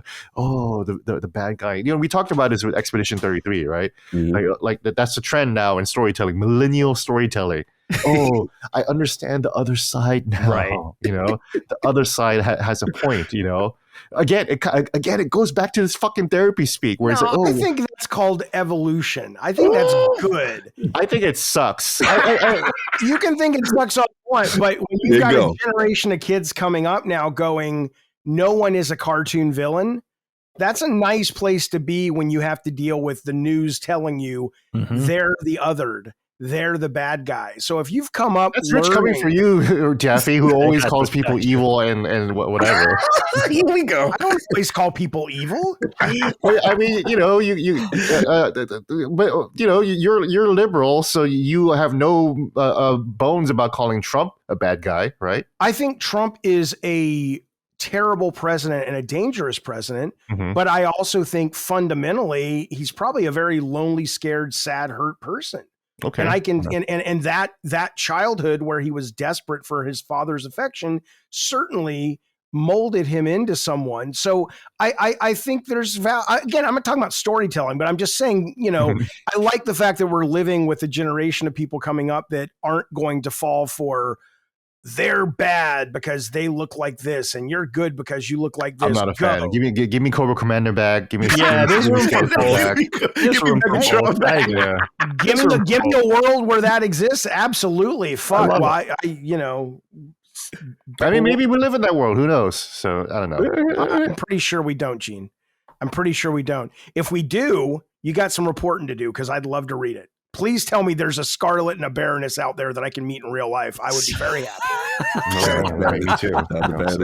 Destro knew what he was doing. Exactly. 100%. So those are a good example, I guess, of what you accepted. So I guess give me some more examples, good or bad. You know, as far as here's another one, The Last of Us show, right? Okay, let's go. Yeah, The Last of Us show is relevant, right?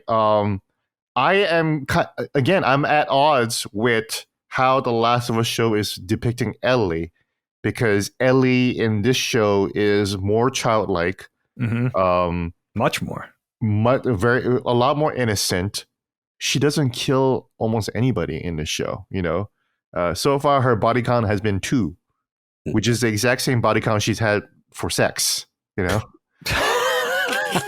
You're right. In the game, and even in the promo material for even the show, right? They're showing Ellie looking angry, you know. And in the game, like her face is covered in blood. She is an action hero out for revenge, and we do play that in the game. And I hear Neil Druckmann, and maybe Neil's listening, so shout out to you, Neil. And I'll come back around to how I've come around to accept it. So just be patient, Neil. But in the game, you know, what Neil has said, you know, this is not an action game. This is a TV show. So that's why they wanted to make things a little bit more grounded. And I kind of disagree with that goal of making things too grounded, you know, especially since you see Bella Ramsey doing all these training videos of them doing CQC and going like disarming dudes and going and shooting them in the head. We don't see any of that in the show. I get that that's training for Ellie to just do stuff, but we don't actually see those scenes of her disarming wolves and just shooting them in the head brutally or whatever like that, you know. And there was a lot of opportunities for her to just kill a bunch of people, at least just a few more people, you know, not just 2. One where she had to defend herself, and then one is one of the characters that definitely have to die, right? That's strange. So for me, I just kind of like that doesn't really matched the spirit of the game and the spirit of Ellie, you know, because Ellie in the show is a little bit conflicted. She's wondering about whether she should be doing this. I love Dina, you know, like she's very whimsical. Ellie in the game, you know, the poetry of the game is that she is infected. She's infected with a hatred, anger, she's out for and blood. bloodlust, you know, and she is an unstoppable juggernaut, you know. And that's what's so empowering about the game, and that is what makes you cheer Ellie on to go for this revenge. And I'm watching a lot of reactors who never played the game, and even they're pointing out, well, Ellie didn't really do much though, you know. Interesting. Even it's like, yeah, she doesn't really do much though, you know. Like I wish she just act like when she, like, you know, spoilers. Well, not really spoilers because it's just The Last of Us 2, right? But like when she infiltrates the hospital. In the game, that is that is one of the biggest set pieces in the game. That is a peak gameplay moment of stealth action. It is when you realize, oh shit, this game is like Phantom Pain. Actually, you know, there's real Kojima quality to the design of the stealth and the violence in there. Right? She slits a girl's throat. She's playing PSP. The video game girl. Yeah, always in self-defense, but she will kill regardless if she has to. Right? In the show, they just skip all that. She crawls into a vent and then boom, she finds what she's looking for immediately. You don't see the adventure in between, you know, the brutality. And it's like we could have gotten a couple scenes of that, you know. I gotta press on this though, if you don't mind. Sure. Yeah. I barely watch the show, so it's not that, but it's more about the acceptance of what might. Like a lot of people say, the Last of Us series of games is one of the best written series of games there's been, right? Mm-hmm. I agree. Okay. Well, okay. And maybe I agree. I mean, I love The Last of Us 2, but at the same time, what's interesting is when you are dealing with a storytelling format like linear media, like TV or movies or anything else, it becomes more evident when the writing doesn't work that may have worked for a video game, right? So when you're talking about a character who has to have her soul and heart broken when she watches Abby kill Joel, right? A character that herself arrived at that point being forced down to the floor to watch, who had a history of just shooting people in the head, you know, even though it was in defense and to survive. I wonder if that character works in a linear fashion, because you're like, even though I get she's upset, she's probably been in those situations that Abby finds herself in and goes, I know this more. It doesn't land as much as a piece of drama if it's not as traumatic if she's a killer herself at that level. And so, but in a game, we don't even question that, right? Because we're the one playing it and we like what we're doing. Yeah. And so we give it a pass and we call it one of the best written games ever. But in truth, it actually is pointing out that weird, I hate the word, but I'm going to use it because it sounds like it should be sexual, but it's not, schism that exists between, you know, what we give applause to in other media and how the video game media, we don't hold to the same standard. Because who knows why.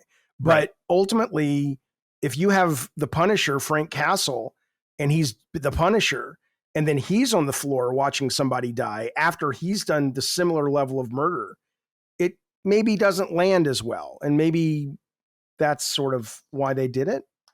I don't know. Yeah. So when you take the whole season, and I watched the whole season, so no spoilers for the last episode, but like I will say broadly, when I do take the whole show in general, I'm able to step back and appreciate Ellie's evolution as a character. You know, like this show is presenting Ellie as a broken child, really. You know, and I think part of that is because of how Bella looks. You know, and you know, Bella's looks actually works in like the most recent episode where they have to do a flashback where she's 14, 15, 16.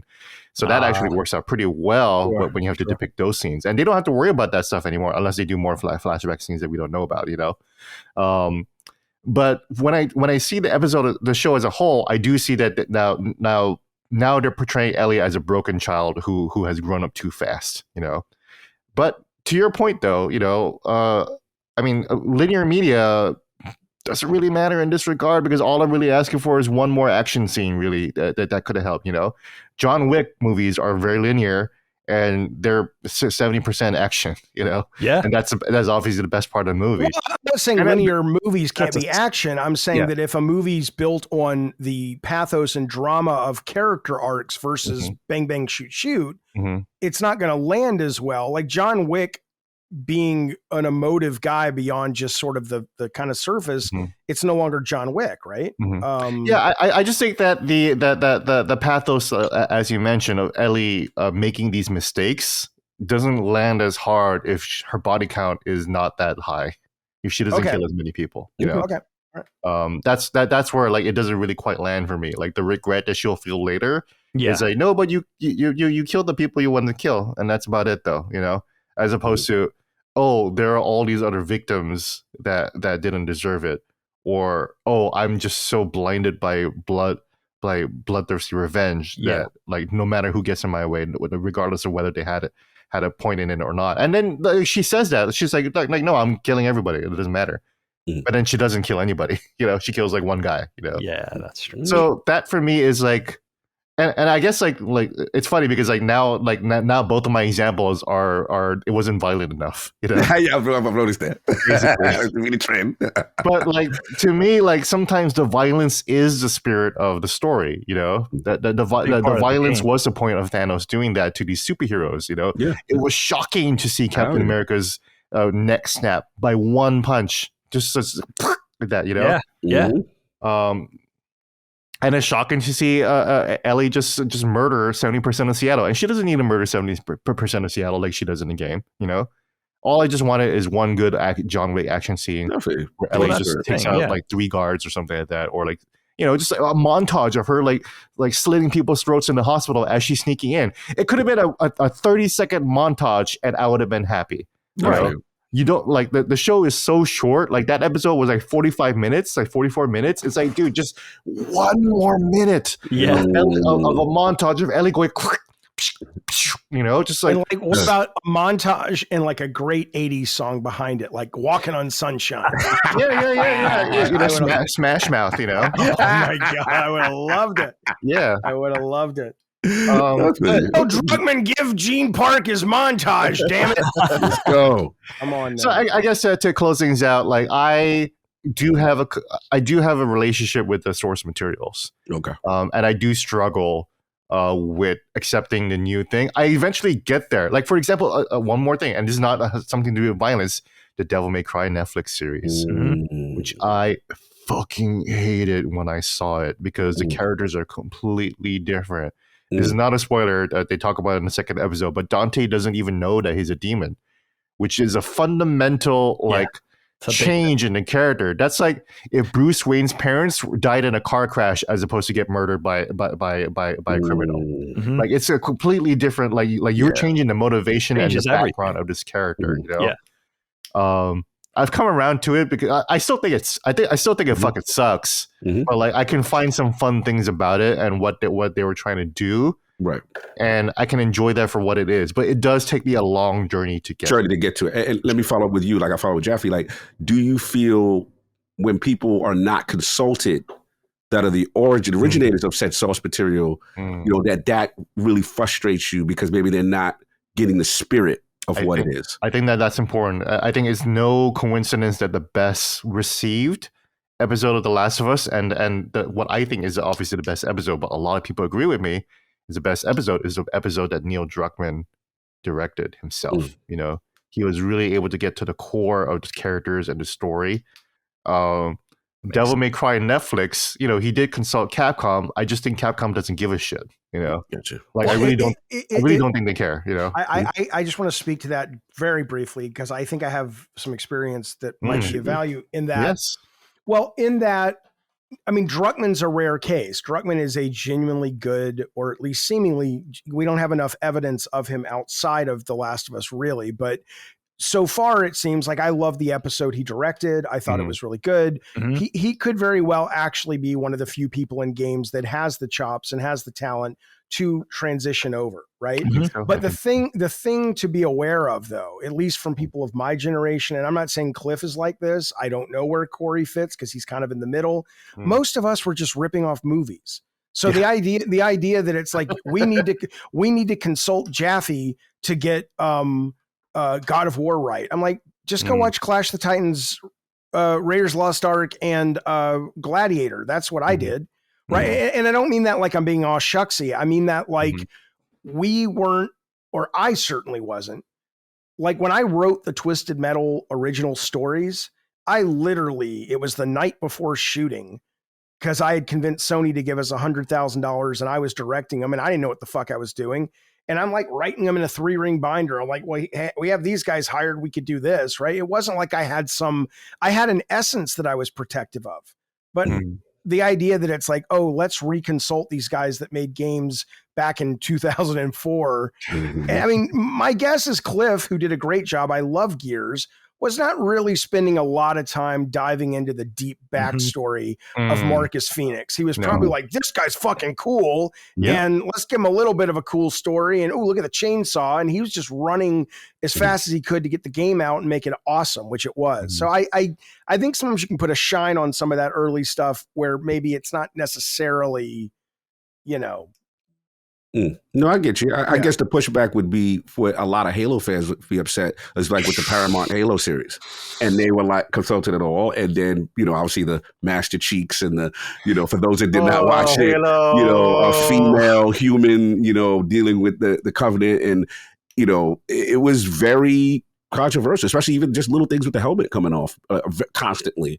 And I remember they interviewed what's the gentleman's name? What's up, man? Pablo Schreier. He was in what's it? Orange is the Black or whatever. What's that actor's name again? God. Yeah, and he was very adamant about, well, we're doing that, and a lot of people got upset. A lot of people felt like, hey, Pablo Schreiber. Yes, Pablo Schreiber. They felt like, hey, man, they didn't really respect the source material at all. So I get where you go, Jay. It's very interesting. Do you think the source material, though? Let's just take Halo, and I'm not a deep Halo guy, but I know as a fan and as somebody who was probably very young or teenager when the original Halos were launching, do you really think outside of a comic book or an anime that's really budgeted to hit just the fan base, that Halo's core lore could really be, if they were totally respectful of it, do you think most people would tolerate it?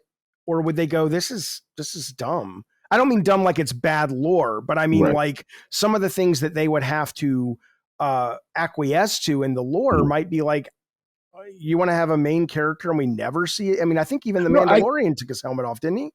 Once in the first season, at the end, it's a tough one because, again, we understand that certain things, you made a good point earlier, certain things can't be that one-to-one. It just doesn't translate well, right? As far as in the movie or the TV space. Big audience, right? For a big audience, right? For the general. And I get that aspect, but then I do understand Gene's part, which is like, hey, you've lost the complete spirit because you didn't really do a research on who that character is or the development of that character. And how you get there is one thing, but if you completely miss and people feel like this did never happen. Like, for example, he's talking about, I didn't watch the Devil May Cry series, so I didn't know that they didn't do that with Dante. It's surprising to me to hear what you just said. That's like, there's certain things that people are like, oh, that's a taboo. You can't do that. So it's an interesting thing how passionate I feel we are about this stuff. And look at the Mario movie. I thought the Mario movie was not very good. I thought it was a beautiful piece of production. I thought the Mario Kart level or the Mario Kart scene was amazing. Yeah. But if you stripped it out and said it wasn't Mario and it was just some random, I don't think it would have done well at all. It was it doesn't really hit the spirit of Mario, and Miyamoto consulted on that, right? Yeah. Oh yeah. Of course. So, speaking of Miyamoto, but he consulted on that, and that movie didn't really hit the spirit of Mario, to be quite honest. Yeah, it was very much a Minions Illumination movie, Fair enough. That's interesting. I appreciate it. It's interesting that, like, Jaffe brings up a little, I'll say the word again, schism of like where narrative storytelling. Why is that sexual? Why is schism? It's like jism. Schism and chasm and jism and taint. All those words like feel like some kind of geographical aspect you'd read in a book, like in college, like 101 geology 101. I guess. Yeah. That's Anyways, my little fantasy, Gene. Leave me alone. Let me have my there, fantasy. there is a narrative schism between like the old heads of like video game storytelling, which even Halo falls on. And Halo is just ripping off movies, right? Halo just ripping off Aliens and Starship Troopers and God knows what else, right? Versus The Last of Us, which is also ripping off movies and Resident Evil, right? Oh, of course. Yeah. But like, there's a lot more heart and like intent in the characters of Joel and Ellie. Versus, Master Chief is meant to be a badass, or God of War is meant to be this. Kratos is meant to be a badass, but they're all badasses, right? And Mario is just a character to move and jump around in, Yeah, that's hard. That's why Fallout is a good canvas for so much storytelling, because it is a much more writerly piece. Yeah, it is an RPG, for sure. And you make your own character, so nobody's upset that they're not playing the main character. There's no real attachment to your Arthur Morgan or your Joel Miller or what have you. Your Minecraft Steve. And you have to fill in the blanks with the fact that if you're a video game nerd like we are, and the video game press for the longest time, and I don't follow a lot of it, what there is anymore when it comes to mainstream press like IGN and stuff, there was a lot of blowing smoke and sunshine up the butthole of the medium when it even tried something that might feel adult and important.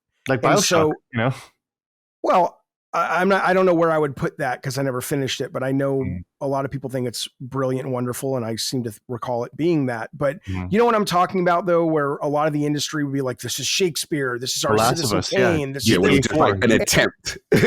You would get gold stars just for trying something. Yeah. And you would get lauded and awarded and talked about in the same way that these filmmakers who actually had, decades of experience in that media would be talked about and awarded, but they would actually have done it. And so now in some ways there's a little bit of chickens coming home to roost with this discussion of going, there was never a there to begin with. Now, I'm not saying all games are that way. Right. But I certainly think that it shines a light on some of the pros and cons and strengths and weaknesses of the art form itself, which I think is excellent. Yeah, no, great point. Gene, if you say shit, I was gonna ask Dagan a couple of questions. I'm trying to find the old review of Grand Theft Auto 4 in the New York Times. Was that the Shakespeare one? Yeah. They said something like Shakespeare, but they compared it to The Wire. They were like, "Oh, this is as good as The Wire." Whoa. And it's like, come on, guys. I know that's relax. Hold on a second, guys. Relax. Hold on. The whole mainstream game media at the time, very few people push back.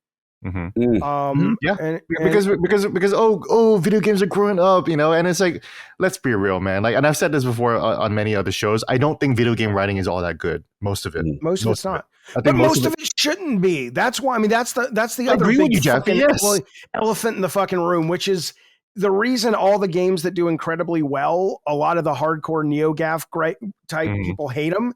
That's what games do well. I'm not opposed to games being storytelling devices. I'm not opposed to cutscenes for the most part. I'm not opposed to knowing one day we might have a medium where we're able to make you live inside a story that feels like as relevant and meaningful as Goodfellas or whatever. But right now, you're just fronting, because what games do, if you want to tell a great story and you're a great writer, go to fucking Hollywood or do it through the interactive medium. Otherwise, you just can't get a job in Hollywood, and you don't want to say it, and you want to ride on the nice, fandom of the fans.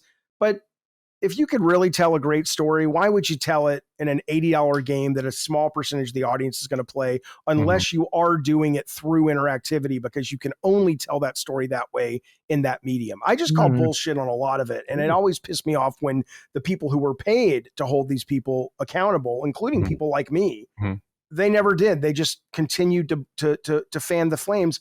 I had the LA Times literally not push back when I said Twisted Metal Black was a metaphor for depression.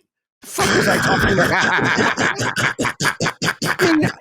You're really bullshitting? Oh my god! I wasn't intentionally bullshitting. I kind of thought I was saying something soundbitey, and just like and it was the headline. It was in the LA Times, and a good journalist should have been, okay, that's an interesting claim.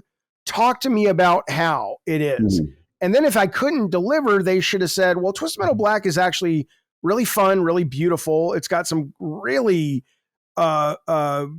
super over the top stories, but as a metaphor for depression, as much as Jaffe thinks it is, I'm not seeing that. And he wasn't able to explain it. Like none of us were ever called out for this shit. And I think that's, not to be obnoxious but I'll say it because that's a dereliction of duty on the part of journalists, because I love journalists. I'm a huge fan of that very noble profession. And it pissed me off. Yeah, I don't really call it noble. Whatever. But I don't really consider you a journalist.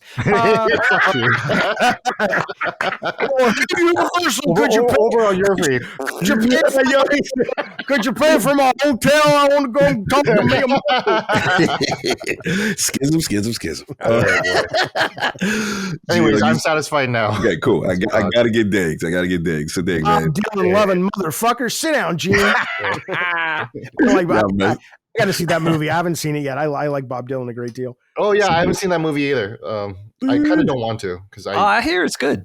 I hear it's good, but like I already know everything about Bob Dylan's life. I don't really know if I need to see a movie about it. And I also hate musical biopics. Because it's like they're gonna break into song, and here is a worse version of the song sung by because it is authentic. I got you. And it's just gonna go on for fucking 5 minutes, and we're supposed to be like, oh my god, that really is like the I don't fucking care, man. I'd rather go see Dylan in concert. Fair enough. Diggs, man. Source material. How passionate are you about this stuff? And then, are you a lore goon? Are you actually? I love that. I came up with that term. I love that. What I said. Are you that guy? That's so fitting for nerd culture right now. Yes. Yeah, man. I have thoughts on this for sure. I mean, first of all, for me, if it's something I really love, if it's source material I really love, be it TV, film, novel, comic book, video game, whatever, comic strip, who knows, right?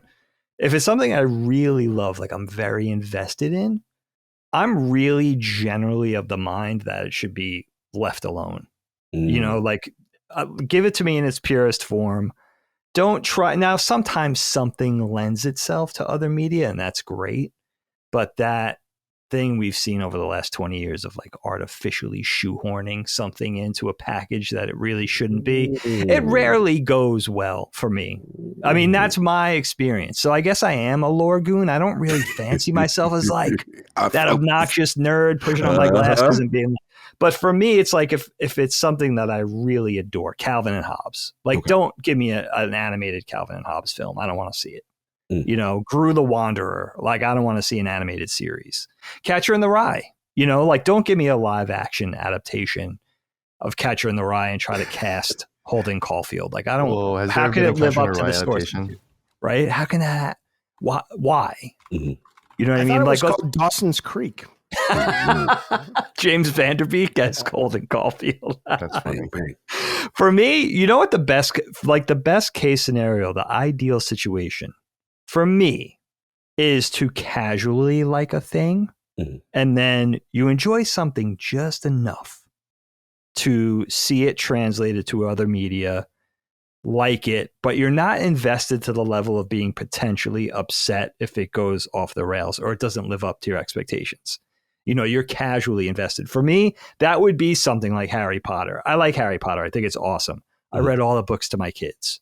So I'm familiar with the source material. I think it's wonderful in a lot of ways. I think J.K. Rowling wasn't the best writer, but she created very compelling characters and character relationships. And that was the anchor for me.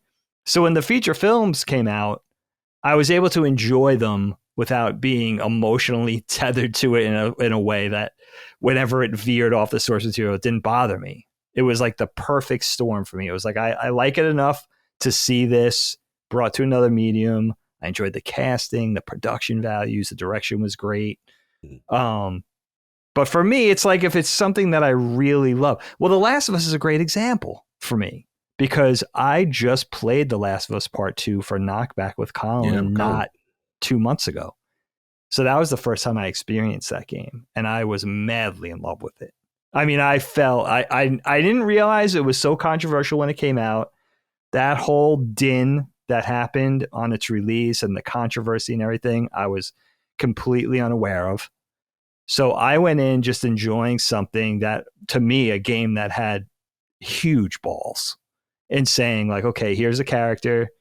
You're going to get behind her. You already love her and this relationship with this father figure from the first iteration. Mm-hmm. Now you're invested. You're invested in her blind rage, the bloodlust. You sympathize. You're in it. And now all of a sudden, halfway through the game, she's, to the point of becoming a bad guy. Now you get to see examine the whole thing from the other point of view. Fucking that's balls to me. Like it or not, like that's something, that's a game. That's the very emphasis, like the very core of like an idea, carrying out an idea, like it or hate it for me. And when I started the show on Max, I got 2 episodes in, found that I was just way too in love with the game. The fact that it was I feel like that game is a masterpiece. And I think part of why it's so compelling is you're participating in the violence, and then you're participating in seeing it from being forced to see it from the opposing perspective, and why that was so powerful. And I just think the zombie apocalypse, post-apocalyptic, dystopian sci-fi thing could be done a million different ways. Why not just make that new show for Max and not make it The Last of Us? It's like G1 Transformers, Cog. You mentioned that before. Right, when those first Michael Bay movies came out, it was like, why not just make a film about transforming robots and not make it to Transformers? Like Bumblebee can't be a yellow Volkswagen Bug. What? Yeah. Now he's a Camaro. He's like a 2003 Camaro. Like it's not Transformers. Right. So make it something else. And I'm always of the mind of like, give me something new. Give me new ideas, new execution, new media, rather than represent something. It almost, to me, I'm not generally a cynical guy, but for me, so often it feels like a cash grab. Rather than just creating a new idea, making a new film, a new TV series, a new video game, taking something and now giving it to us again in a new form. Right. In a new format, in a new medium, just because it's already beloved. So, already inherently it's going to do great. Right. Just because it already has that audience. I agree. I hate being this contrarian guy. It sounds like I'm trying. I was going to do something contrarian too. But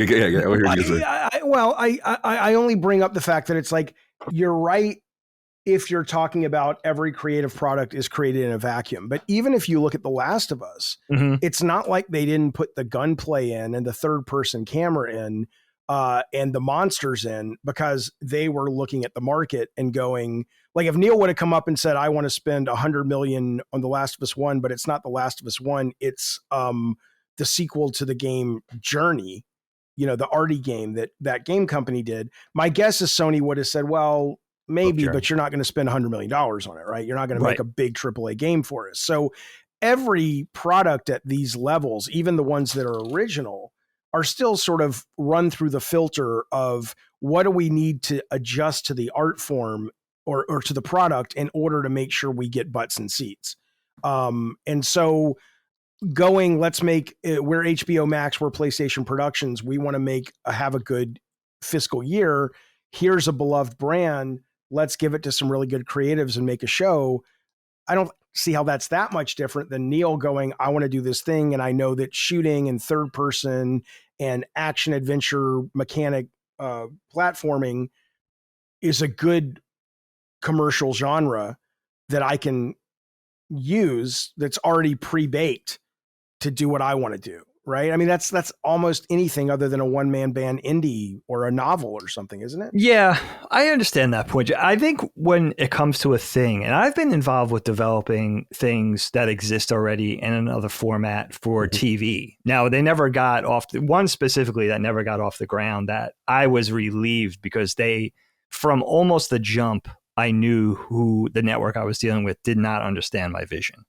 And my vision was it was very surface level in that it was largely based on the tone and the art direction and less about and a feeling and emotions, like Jaffe was saying earlier, like an essence of something.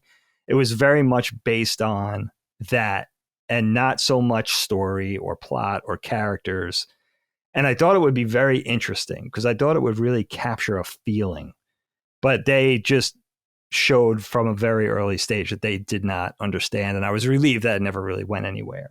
But for me, I think it's about examining the nucleus of something. Like with The Last of Us Part 2, I thought the first season of the show kind of did the first game, a lot of justice. I just think the very nature, again, like the nucleus, like the beating heart of the second part of that game is the fact that it's this turning point of like starting out with the blind rage and the empathy for a character you already love and understanding and wanting to see that through, that revenge through with her.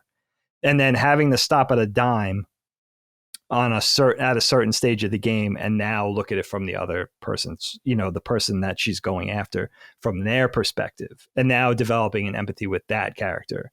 And I think because TV, the small screen, but I would say the large screen too, because you'd already know inherently, you don't have to be like Albert Einstein and know like a TV show, because you're not actively participating already, it's going to be a diluted experience just watching and not actively participating.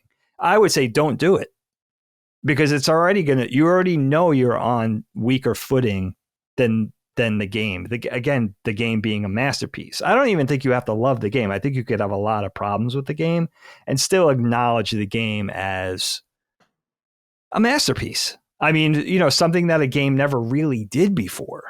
I was shocked by the game because I went into it completely unspoiled. Not only the context of the subject matter of the game, but the whole social nerd circle thing going on with it. I was just completely unaware. So yeah, for me, it's like, why even endeavor to make something? I would just say The Last of Us 2, knowing the game now, going in developing it for TV, knowing you could never do what the game did. It's just you can't. It would be impossible. What do you think if they would have said Last of Us Season 1 and then they did not give you Last of Season 1, Season 2 yet? And they made a spinoff, and they wouldn't call it this. It sounds like a sitcom, but it was just Abby, right? And it wasn't until halfway through you knew who that was. If you played the games, you knew. Yeah. But people who were coming to it fresh would watch The Last of Us 1 and go, oh, okay, here's a spinoff about some character in that world. And it's not till like the end of Season 1 of Abby that you're like, oh my God, that's the kid of the guy that was killed. And then you get The Last of Season 2, Last of Us Season 2 about part 2. I wonder if that would have hit at least people who hadn't played the game like a fucking gut punch. Like, oh my God. That's a very thoughtful kind of solution. Yeah. I like that a lot better. Now, I probably would have I hate to say this, but I love Naughty Dog. I love The Last of Us, and I think Neil's brilliant. But I probably wouldn't even have created this as a TV series. I just think the games are so fucking good. I think you rob the purity of something and just water it down when you kind of do it like this. What was my first experience with this? Because I'm old. It was the Star Wars comics in the late 70s. I was already in love with Star Wars. Empire came out in 1980, so it was probably right after that. Like Empire 81. Came out today on this. Oh shit! Wow. You're right. Goddamn right. Podcast history, baby. Goddamn right. Full circle, dude. Amazing. So it was probably 81, and I got the comics. I think my grandparents were enthusiastic. Like, Dagan loves Star Wars, and it was like an oversized comic. It was like a 9x12 presentation, beautifully illustrated. But when you're a kid, when you're 5, 6 years old, the first thing you're looking at is like, all right, these drawings don't look like the characters. Like Luke doesn't look like. Oh, you was already in your that doesn't look like Mark Hamill. You was Lord Gooden. Here we go. Right, you're good. You're They're doing things that are out of character. That's not an environment I've seen them in. Those ships look weird. And a lot of it's based on like Ralph McQuarrie's conceptual art. So when you're a kid, you don't understand all that stuff. You just want it to look like what you already know. So that was like my first experience where I don't like this. I love these things. And this is not, it was like the Droids cartoon adventure. That's not R2 and C-3PO. That's weird, So that for me, it's, and I think that stuck with me. It was like that very grudging acceptance of things, where the Lord of the Rings movies, I thought I loved them for the Peter Jackson versions. Yeah. I thought I loved them for the first 10 years they were out. And then I just was like, you know what? No, I have so many problems. And then the Hobbit films came along and then I have had so many problems. And it was just like, all right, that's why I think I tend to be of the mind of like, let's do it in this format. If I really love it, I'm just too nervous. I feel, we're similar. Okay, I think I know. We're similar. There's too many ways to so much. You're too invested. You know so much about it. So certain things will affect you very strongly. Okay. And then I feel a lot of sympathy for like the MCU because I was never a big Marvel head, although I love it. I mean, really my biggest tether to Marvel is the Marvel vs. Capcom games. Right. Because I'm such a 2D head. I'm such a Capcom head. And when they made those, I was like, these are the best visual representations of these characters I've ever seen. And I still think animation is amazing. Amazing. Perfect. But I feel bad for old school Marvel heads with the MCU because I understand when you're really engrossed and when you really feel emotionally connected to something and it was important to you, like me with the first 3 Star Wars films. Yes, I get it. So, and I feel happy for the MCU fans and DC or whatever else I'm not really involved with. I feel happy when it goes well for you guys because then I'm like, all right, that's a win. Gotcha. You know what I mean? That's one you could kind of, you check the win column, and the ones that go wrong, that I'm like, I have a lot of sympathy for that because this is something you love. The source material, you spent years being invested in knowing that world and that universe and the characters and the interactions. But to be fair, and I was a Marvel head and still am, comics to movies, what we had growing up as live action Marvel was so abysmal. Oh God. I will take Thanos not being facts, because it's like, do I really want to see Daredevil arguing with the Hulk and Thor in court in a live action fucking TV series? I guess. I mean, with that Bill Bixby. I do. I mean, terrible. There was like Challenge of the Super Friends, which was like dressed up dudes and like Hawkman, but as a like 8-year-old, I'm like, oh my god. All we had, right? That's all you had. That's all we had. You're right. So you have an appreciation. It's like, look how far we've come. That's a good counter to. I heard people say they were making an X-Men movie, the Bryan Singer film. I'm like, that's never going to happen, because that was so hard to believe that they were going to actually spend real money and not just get one superhero on screen, which was rare, but you're going to put a team of superheroes on screen. And I was like, I'll believe it when I see it. Yeah. I was thrilled when I saw it because we had never had anything like that before. You guys must still be so hungry for a proper Marvel universe where the Hulk and Spidey could play with the X-Men. I mean, when is this going to happen? It's happening now. It's happening right now. It's being shot right now. Is it really? Well, Doomsday is X-Men and Hulk and Spidey, and it's the whole thing. There's no one left. There's no one left other than, I don't even think there's any weird rights with Howard the Duck at this point. Seriously, I think that was maybe a weird little thing that might. I think Universal has Incredible Hulk's rights. I think, don't they? He can be in the Avengers. I don't think, but so we've seen the Hulk in the movies, in the Marvel movies. Right. You may not be able to make a standalone Hulk movie, right. But you can have Hulk and Spidey and Wolverine. Yes. In Doomsday, which I think we will. Okay, so then that's going to be a proper now. So you'll have Wolverine, Spidey, and Hulk. Yep. Because that's okay. What about the X-Men, the classic X-Men, Cyclops, Storm? Oh, so this is in the office. Oh yeah. I mean, they at the end of what was the scene where they brought the X-Men? It was Doctor Strange. It was some movie where Kelsey Grammer playing Beast was back in the MCU. But it was like in a multiverse. Yeah. And Patrick Stewart was in Doctor Strange. Yeah. Right. That's right. So all that's moving forward. And then Daredevil and Deadpool and Wolverine. Whirlpool would be amazing. I like that. So yeah, I mean that's we're getting there. I'm sure there will be a live action just X-Men, but I don't think it's going to hit before Doomsday. Fantastic Four is finally coming out. Was it this summer? Now we'll have Doctor Doom. I can't believe we're already at summer movie season. I can't wait to fucking see Mission Impossible, man. It's going to be amazing. Yeah, Lilo and Stitch, baby. I'm excited for that one. That's the #1 movie that beat Mission Impossible. Is it really? Yeah. It's gonna be a Mission Impossible. But as someone from Hawaii, Lilo and Stitch is near and dear to my heart. And it's a movie that people in Hawaii don't have any problems with. At least the original one. Oh, that's cool. Like it is loved, beloved, and celebrated in the state. They're like, and then the music is excellent. It's from I do children's wonder choir for Native Hawaiians too. You brought up How to Train Your Dragon. Now they're doing the live action version, which I was shocked about. I hadn't heard this was happening. Oh yeah, that's right. The animated film's not that old. I mean, it is, but but I wonder if it was directly brought on by this fan community that I didn't know existed. Because I'm like, they're doing the live action version. I love the original movie. I think it's amazing. Which was based on books, by the way. The books, right? Mm-hmm. But I didn't, it just feels like a little too new. It's like, all right, I understand remaking Snow White, right? That was apparently it's big. As a TikTok girl told me, they said they said this is the biggest movie. Wow. I'm like, Chris Sanders designed How to Train Your Dragon and Lilo and Stitch. When I have these young girls telling me that How to Train Your Dragon is like the biggest IP, that is the first time I've ever felt old in my life. That's incredible. It just happened 4 days ago. That's incredible. That is the first time I felt old in my life. I've never felt old in my life. I've always been like I'm online a lot, so I'm pretty hip on what's cool, I guess. But that is when I was just like, I completely miss me. SpongeBob I get. Right. A Skibidi Toilet I even get. Minecraft I get.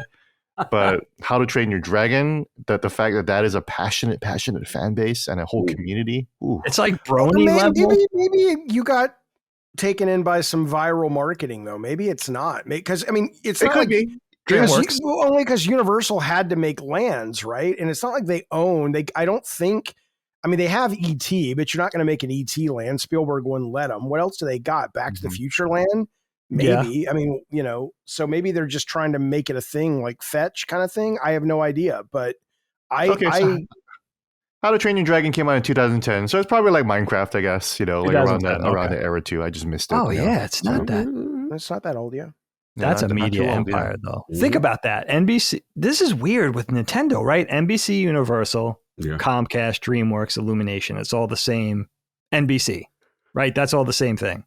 Now Nintendo's kind of in that mix, which is weird, right? Because of Illumination and Universal. Right. That's interesting. I would never hitch my wagon to Illumination. I'm sure they're a great group of craftspeople, but I think their movies just lacks. It goes Disney, DreamWorks, or Disney, Pixar, DreamWorks, and then Illumination. But DreamWorks and Illumination are so tied for mostly soulless but beautifully produced stuff. I don't know why it's that way. At least maybe that's just me. I always thought Minions and Despicable Me, and I just never felt any of it was, but I'm not a kid. But I took my kids to all those movies, and I was just like, It's okay. You're right though. It's very kid. Who's the principal creative? Chris Melisandre, I think. They kind of, they're designed for kids to age out, which is interesting. Because you're not getting above that. It's not like DreamWorks where there's offerings for every age level. Disney, Pixar, same thing. Sony with Spider-Man and, the other things they've done, Meet the Mitchells and everything like that. So, yeah, that is interesting, Jaffe. I agree. I tend to agree with that. Beautiful work visually. The art direction, level of animation. Technologically, I know they're very innovative with the software and the hardware and stuff. But, yeah, there's something very surface level going on with them. Yeah. Dig, are you satiated? Yeah, man, that's a great topic. Yeah, cool, man. Glad that you guys got into this. So this was fun. Have you had your schism filled in, Dig? I've had my schism filled with chisel. Whoa. Oh, Pause, sir. oh no. Back to you, Dig.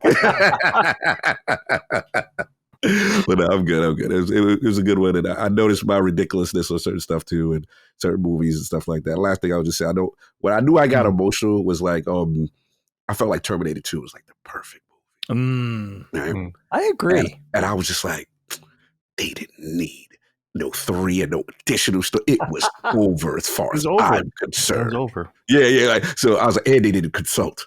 What's my man? Cameron. Cameron. Like, I caught myself like, damn, I'm really emotional about this. Like, I don't like any other future Terminator movies post T2. I felt like it was the perfect movie. They just keep telling the same story. They just keep retelling T2 in different ways too, which is ridiculous, And it's like, bro, the story really ended. And T3 fucked it up, man. Like they really fucked up. I didn't like T3 at all. They really fucked up the ending for T2 too. I hated that. Does it ruin it though? Does it ruin? Like for me, it's Aliens, right? I love Aliens. Mm-hmm. Alien 3 didn't ruin Aliens for me, but Alien 3 is Alien 3 is growing on me actually. Alien 3 is dope, but yeah, I mean, Alien 3 aged well. I mean, T3 had some awesome action sequences. I'll give it that. So, of course, yeah. You know which one stuck the landing, in my opinion, better than any other?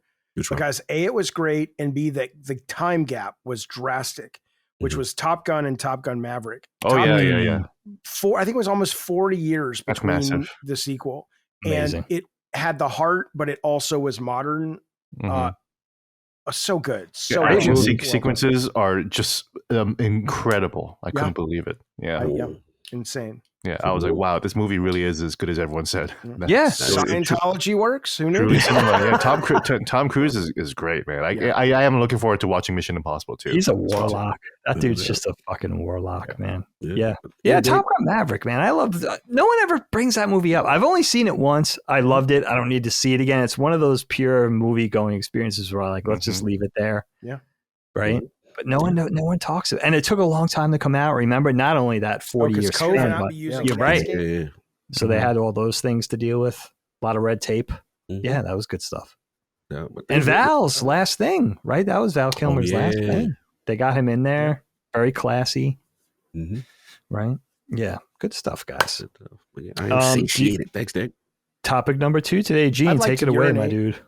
Yeah, obviously the theme of this episode is old people, old men, and we are unique. I mean, it's not like Chris and Maddie and Dustin are really that young, right? But we are old enough to distinctly remember what the world was like without the internet. And I'm just curious what you guys' experience is with basically how when that world changed and what happened when you first got online. It might be some funny stories. I've already told my story about how I discovered that porn exists on the internet. And I'll recap that real quick. It's a short story. It was just at the library on Guam. The ylgnidrocca library, that's the capital of Guam, and there was a public library.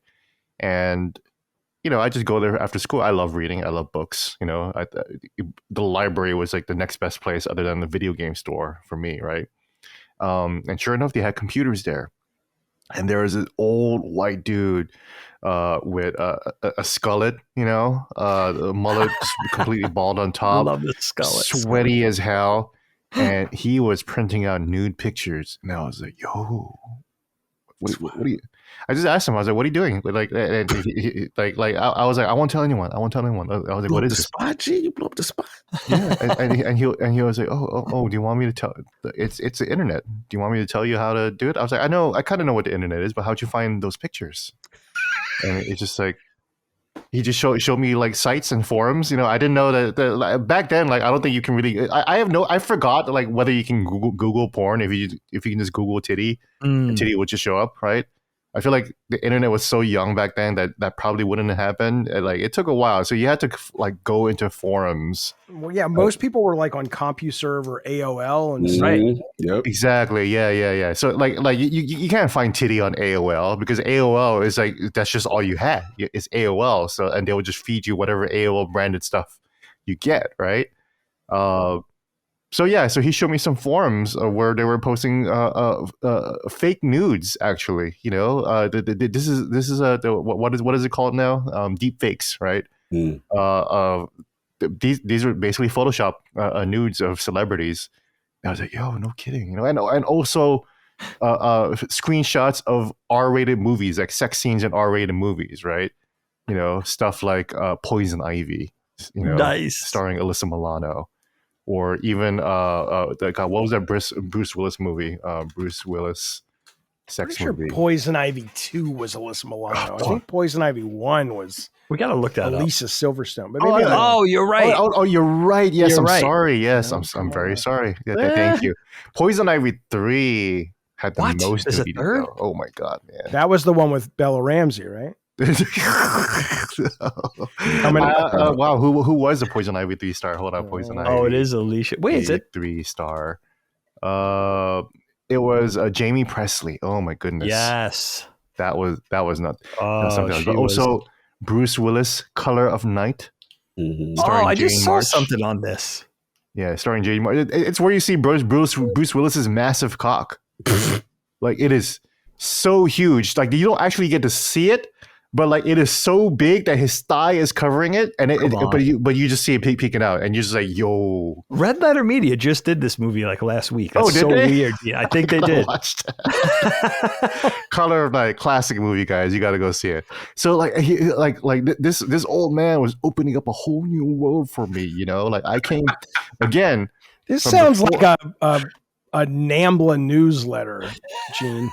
Kind of, yeah. I mean, he Not that I would know, but I just hear things. actually, Jaffe, he looked exactly like the Nambla guy from South Park. He looked exactly like that dude. It was really, really gross. Like I disavow whatever he was doing, but he showed me the door. And this was before the internet, right? So like before, like I would get my porn from Hustler and Penthouse, Oh, yeah. Foxy magazine, and VHS tapes, like from the 80s and everything, Yeah. Guys, so Poison Ivy 1 is Drew Barrymore. I just want you to know that. Oh, okay. 92. I'm thinking of The Crush. Sorry. It looks like Drew Barrymore is doing her best Alicia Silverstone in wow. it really looks like her. It really does look like her. It really Oh my does. God. I was like, wait, that's Drew. That's Yeah. Drew. But But Poison it's Ivy close. 1, I don't think had any nudity though. Poison Ivy 2 had some titty, and Poison Okay. Ivy 3 was just like full on like full on like you can almost see the coochie, and that was great for a 14-year-old boy, Where was I going with this?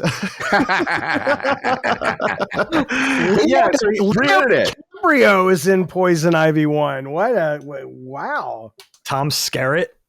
Yeah. Yeah, Who yeah, else yeah. is in there? New Line Amazing. Cinema. Yeah, New Line Cinema had all the New hot Line. movies, TMNT, all that stuff. Yeah. I was working there when they put TMNT out. Really? Okay. Oh yeah, that's right. That's Wow. right. You used to work there. Yeah. Yeah. And then so where was I going with this? The world before the internet, right? That's how we used to get our porn. We have to get it from our friends, We have to ask people, hey, what you got? What kind? Even a hentai. Like, I knew what hentai was way back in the day, because I was already exposed to like anime culture. So like, oh, you got magical girl? Okay, I got these fairies one or whatever like that, I'm forgetting all the names. I don't know. So we just trade porno tapes, The tapes, There was the a whole tape black era. market, Yeah. Yeah. Trading tapes. But even leaving porn, we got Wikipedia now. You can just Google is awful right now, but before 5 years ago, you can Google anything and get some great answers, right? But back then, you had to use the Encyclopedia Britannica, Yeah. to find information about history and Amazing. like general information about stuff, like Christopher Columbus or slavery or anything like that. Like you got to look it up. Yeah, look that shit up in a book, man. My favorite was World Book. I love World Book because that shit was blue, and I love the color blue. And I was like, yo, these blue books though, they're great, you know. And they were smaller too. I feel like they were a little bit simpler, and like I feel like World Book was like less pretentious than Encyclopedia Britannica, you know. I just didn't fuck with that, you know. But you know, like music videos, like even when I was growing up in college, we had Total Request Live. You know, that's how you get to see the music videos you want to see. Yeah, you have to call in to motherfucking Carson Daly and hope that your corn video will get to number 1. You know, just to see it for 3 minutes in the whole day, and I guess the reruns or whatever. You know, you can record it. You could record it, or even back in the day with the radio. You know, when you want to make a playlist. Yeah. You record the radio. You call in. You request a song on a DJ. This one goes out to my girl. You know, Jessica or whatever. Jessica was my first girlfriend's name. So this goes Jessica, to work. Here's your long distance dedication. It was a long distance dedication, so I'd always dedicate Pro Jam songs for her. You know, and Gene's busy right now going through the Dewey Decimal System, trying to find a new book to read. But he's thinking about you, Jessica. I mean, that's the thing, though. You have to go to the library. You have to go to the library and you have to look up the card catalog. The card catalog to find out like where the book is located, and you go to the aisle. You know, like there was real like a sense of discovery and like intention behind trying to find information. Yeah. And now we got all these supercomputers in our phones. You know, I remember when I first got my first BlackBerry, that shit opened my eyes to the whole world. You know, I was like, what do you mean I can just email people like standing right here? You know, the change a lot of people attribute to smartphones and kids' brains. I'm sure that's very accurate, but I've been having these moments lately with AI, like ChatGPT 4, where there's this ability now, and I'm going to give you an example that you think it is funny-ish, but I'm not saying it because it's funny. It just happened last night. So last night on the stream I was doing, we were looking up a new stat that came out of the most popular sex toys in each state. Right. and Madhouse, California Friday. But you know, and it was, you know, what was fascinating about it was that most of the states were like landed pretty evenly between pocket vaginas, vibrators, and dildos. Every now and then you'd get a state like Illinois was a whip.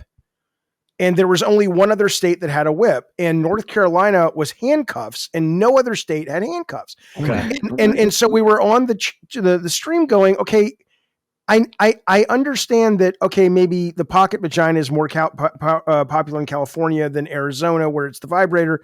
But when you get such a specific item and it's only pinging one state or two states, what's going on? So I went to ChatGPT. I showed it the picture of the map of the US. And I said, what are your theories as to why there's a whip only in Illinois? And it, within seconds, it wrote me like, 30 options of it could be this, it could be this. Here's a link to this thing that happened back in like 1785 that could have twisted. I mean, and I'm just like, so it's kind of funny, but at the same time, well, not kind of funny. Come on, let's don't go there. But it's kind of funny only in. But to me, what's fascinating about it is imagine being a kid today and having that like oracle. Yeah. That it's not just that you can look up information; that you can have the computer walk you through things you want to know logically. That's gonna right though, because like here's the thing. Sure, like when I asked ChatGPT, list me some of Gene Park's articles. Yeah, it would list a bunch of bullshit I never wrote. Oh wow! Well, it'll take some time, but just like you were looking up when you were a kid and you were looking at deep fakes, those weren't right either. Mm-hmm. They weren't real. That's true. But they got the job done, I bet. Hey, you know what? Jaffe? I never thought of it that way. You know what? I will stand down on this one. I'm going to look up I'm going to shut up too because I didn't mean to interrupt your topic. Well, I did because I did, but I don't mean to own it to the degree that I'm talking. Did I just No, that's okay. Dude, trust me. I love interruptions. It's only Colin and the audience that doesn't like interruptions, honestly. I'm on IOP. We live for interruptions. Exactly. And our fucking what podcast program that doesn't do like crosstalk just well, which like you probably didn't even hear what Jaffe said because I'm yapping too. So I heard what you. What are Gene Park's most successful articles from the Washington Post, or don't even say Washington Post? Dude, don't even say Washington Post. Just give that a shot. Yeah, let's see what happens there. Well, you see what I mean? Like it's instead of like actually like going with intention down the aisle and like Sure. you're passing by other books that you might be even interested in. That's how I discovered my favorite author, Franz Kafka. I was just looking for something else, and I saw on the bind it said Franz Kafka, and I was like, "That's a cool motherfucking name." I wonder what he's about. That is a cool name. I discovered him because I almost stepped on him in my kitchen. Yeah. The roach The only bit, book I know. Mm-hmm. You don't have to you don't have to explain the joke, Gene. It's only funny when you let it sit there. Now that you see the roach bit, look, we're talking the wind out of the sails, baby. What are you doing? We're talking to a bunch of illiterate ChatGPT reliant Some of them people. knew. So. I don't know. I think this audience is pretty smart. I don't know. Would you like to know what ChatGPT says about your stuff? Yes, please. Yeah, let's go. Gene Park, a video game and culture reporter at Washington Post, has authored several notable articles that have resounded with readers. Here are some of his standout pieces. The first one it lists is Claire Obscure Expedition 33 review. Park praised the turn-based RPG developed by a small French team, highlighting its innovative blend of Belle Epoque art and Japanese RPG. Strong themes, engaging gameplay. Metaphor Refantasio analysis. It goes into it exploring themes of democracy, societal structures, drawing parallels between its fantasy setting and real-world political concepts. And The Last of Us episode coverage. Park examined a pivotal episode of the adaptation on HBO, discussing how it diverges from the game to offer a more nuanced portrayal of the characters, particularly focusing on Joel's revelations. Newer Son stuff. of a gun. Yeah. ChatGPT improved. All three of those are articles that I wrote. Okay, all right. No, There's a lot of versions of it. You got. I'm using the $20 a month one. Oh, I'm just using the most expensive. Yeah, I'm just using the free one on the app or whatever. Right there. I mean, I don't really use it. I just fuck around with it sometimes. It's funny because like while I was at Universal Orlando, one of the Universal PR ladies who was like kind of guiding me around the whole park and everything like that. Yeah. She was a delight. She was a wonderful girl named Kim. But she talked about how she used ChatGPT for everything in her life when it comes to like. Oh, what do I need from the grocery store? Let me just ask ChatGPT. What do the kids need on their first day of school? Let me ask ChatGPT. Just letting ChatGPT guide her entire life. Would you like, before I'll shut up, to hear about Dagan Moriarty from ChatGPT? I don't know. I don't know if I want to. No, let's go. Let's do it. Dagan Moriarty is a seasoned animator and character designer with over 2 decades of experience in the animation industry. Throughout his career, he has contributed to a variety of animated series across major studios. Here are some of his most notable projects. And it lists Sesame Street, The Mr. Min Show, Pinky Dinky Doo, Assy McGee. What the fuck, Dagan? Yeah. And Leisure Suit. He's bringing up Dagan's like porno pass, It's like Assy McGee. Hey, you know what? Dagan does kind of look like a porn star. I remember you from my VHS tapes, motherfucker. That's right. Yeah. Dagan is what they called him. Oh, no. Big D. I like it. Big D. Big Dagan Moriarty. Dagan got a hold of it. Okay. Yeah. I can have a lot of handles. And his brother, Moriarty. Holiarty. Yeah. I can't with you. What the fuck are we talking about? I don't know. What happened? Where are we? We ended that. We were there. Internet, yeah. Iron Lord, go ahead. Iron Lord, go ahead. Well, also, so, I always talk about my past as a crime reporter, right? I have to go into all these neighborhoods that I've never been into. How am I going to find my way there? Yeah. I don't have GPS. I don't have Google Maps or Apple Maps. I mean, that I had a book that just showed roads and maps. I had maps. I actually had to. It was like fucking Indiana Jones, like Xbox. I had to, or Uncharted. I actually had to break out a map in the car as I'm driving 1090 in the car and I'm looking at the map. I'm like, okay, I go here, which is a great way to really, really understand neighborhoods. Once I did that, once I drove into a neighborhood, boom, I got locked into my memory. But again, I'm in my early 20s when I'm doing this, but it was so much fun. Oh yeah. It was a lot of fun. I really felt like I was on an adventure. I was discovering the neighborhoods. I was discovering the community. When you ask for restaurant recommendations, you just ask a person, So I remember all this. And then the first time I started using the internet, of course, was the Skullet guy with the porno. But it was also it was music that really got me into the internet. I really was a huge fan of Nirvana and Soundgarden and all the old grunge bands, and I found that you can find something called a website where they just talk all about different music, and that's how I discovered like a lot of underground recordings, like B-side recordings that they never release. It's how I discovered that Nirvana had a whole recordings that I never heard of, and I was able to find them.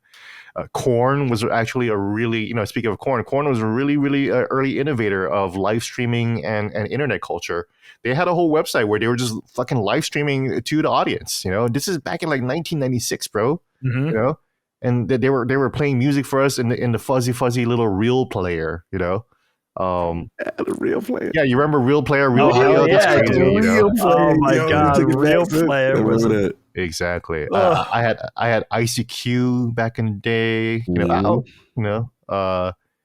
AOL Messenger, of course. MSN Messenger. Man, I talked to so many girls on all of those things. Because again, I'm from Guam, so that's, as Jaffe said, my long distance love. I had a lot of weird long distance relationships with girls in like Germany and Austria and all kinds of girls. It's how I learned I learned a little Dutch through it. It was an incredible thing, the internet.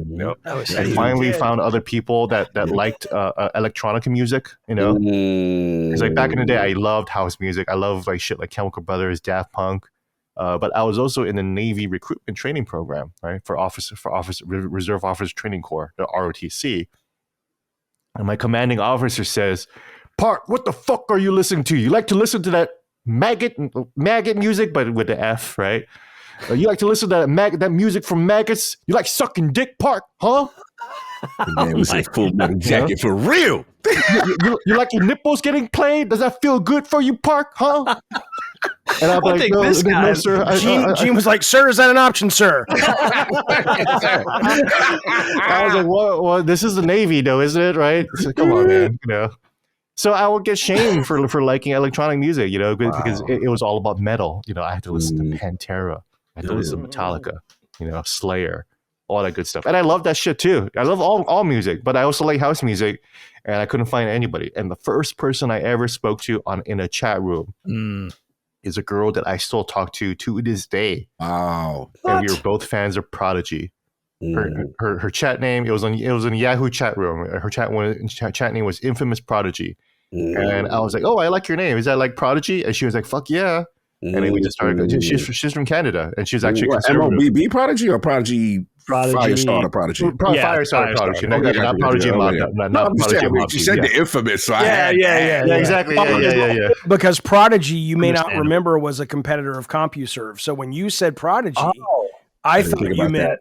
Yeah, I didn't even think about that. Yeah. See, I didn't even think about that too. But exactly. Yeah, no, this was Prodigy, Firestarter, Breathe with me. Breathe was that was that era. Yeah, that group. So, and we still keep in touch to this day, because I was like, you are my special friend. You are the first person I ever met digitally. We will never let go of each other. And we have it to this day. And we actually met several decades later. When I first moved to DC, she was actually here working in the government in DC. Wow. We got to meet, and I ended up crying because I was like, "Man, I can't believe you're here. That's crazy." After all, Like, can you imagine if we heard her story and she like thinks Gene is her stalker? Because I'll never let you go. You're my digital person to this day, and she's like, "Oh my god, dude." Yeah, we get some insight, someday.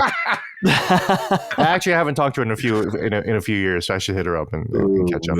That's awesome. But yeah, I was, and I mentioned this before. I was a huge chat room dude. So Guam had one chat room. It was a JavaScript chat room, and I was a moderator. I didn't own the join. The owner was this guy named Alex, and he worked at the internet service provider. And as a service of that company, they had a chat room. And I was a 16-year-old moderator, and that opened my whole world up to all kinds of other shit. We used to do back in the early 2010s, people would call it tweet ups. And you meet up in Twitter. We had that shit back in 1996, man. Yeah, chat meetups, And this is like the origins of like me like becoming an event organizer, where I'll like go around to different bars and be like, hey, can we host our chat little internet meetup here? I guarantee you that I can bring like 30, 40 people here. It's going to be good for your business, that kind of thing. So I would go like to different like billiards bars or whatever like that. Okay.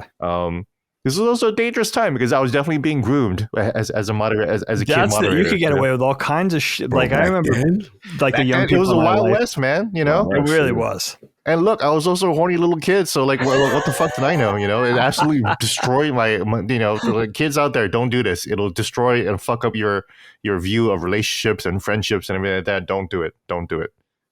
Stick with kids if you're a kid.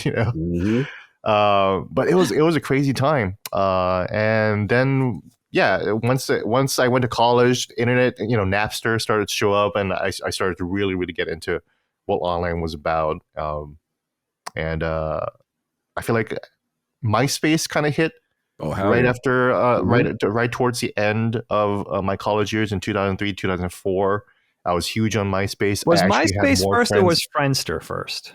Friendster was first. Was Friendster first? Okay. Friendster was first. I wasn't on either one. Yeah, Friendster and Asian Avenue. Asian Avenue was early. It was I guess you can join whoever the fuck, right? But it was targeted towards Asians, and that was a social network for Asians. Okay. And I signed up. I was barely on it. I wanted to, I'm not like the kind of person that loves to like be part of like representation or whatever. That I don't give a fuck, whatever, So I signed up for Asian Avenue. I didn't like it. I like Friendster a lot better, right? And then what frustrates me is that I kind of had the idea for Facebook when I was using Friendster. I was like, oh man, like wouldn't it be great if like you can have like albums of your photos, and like you can like segment your albums, and then like instead of having like a wall, like like anybody can do that, and if you had like a feed of like all your friends' activities, that was Facebook. So when Facebook came out, Facebook came out in 2006 to 2005, and this was after I finished college, and this was back when you had to have a .edu address to sign up for Facebook. Wow.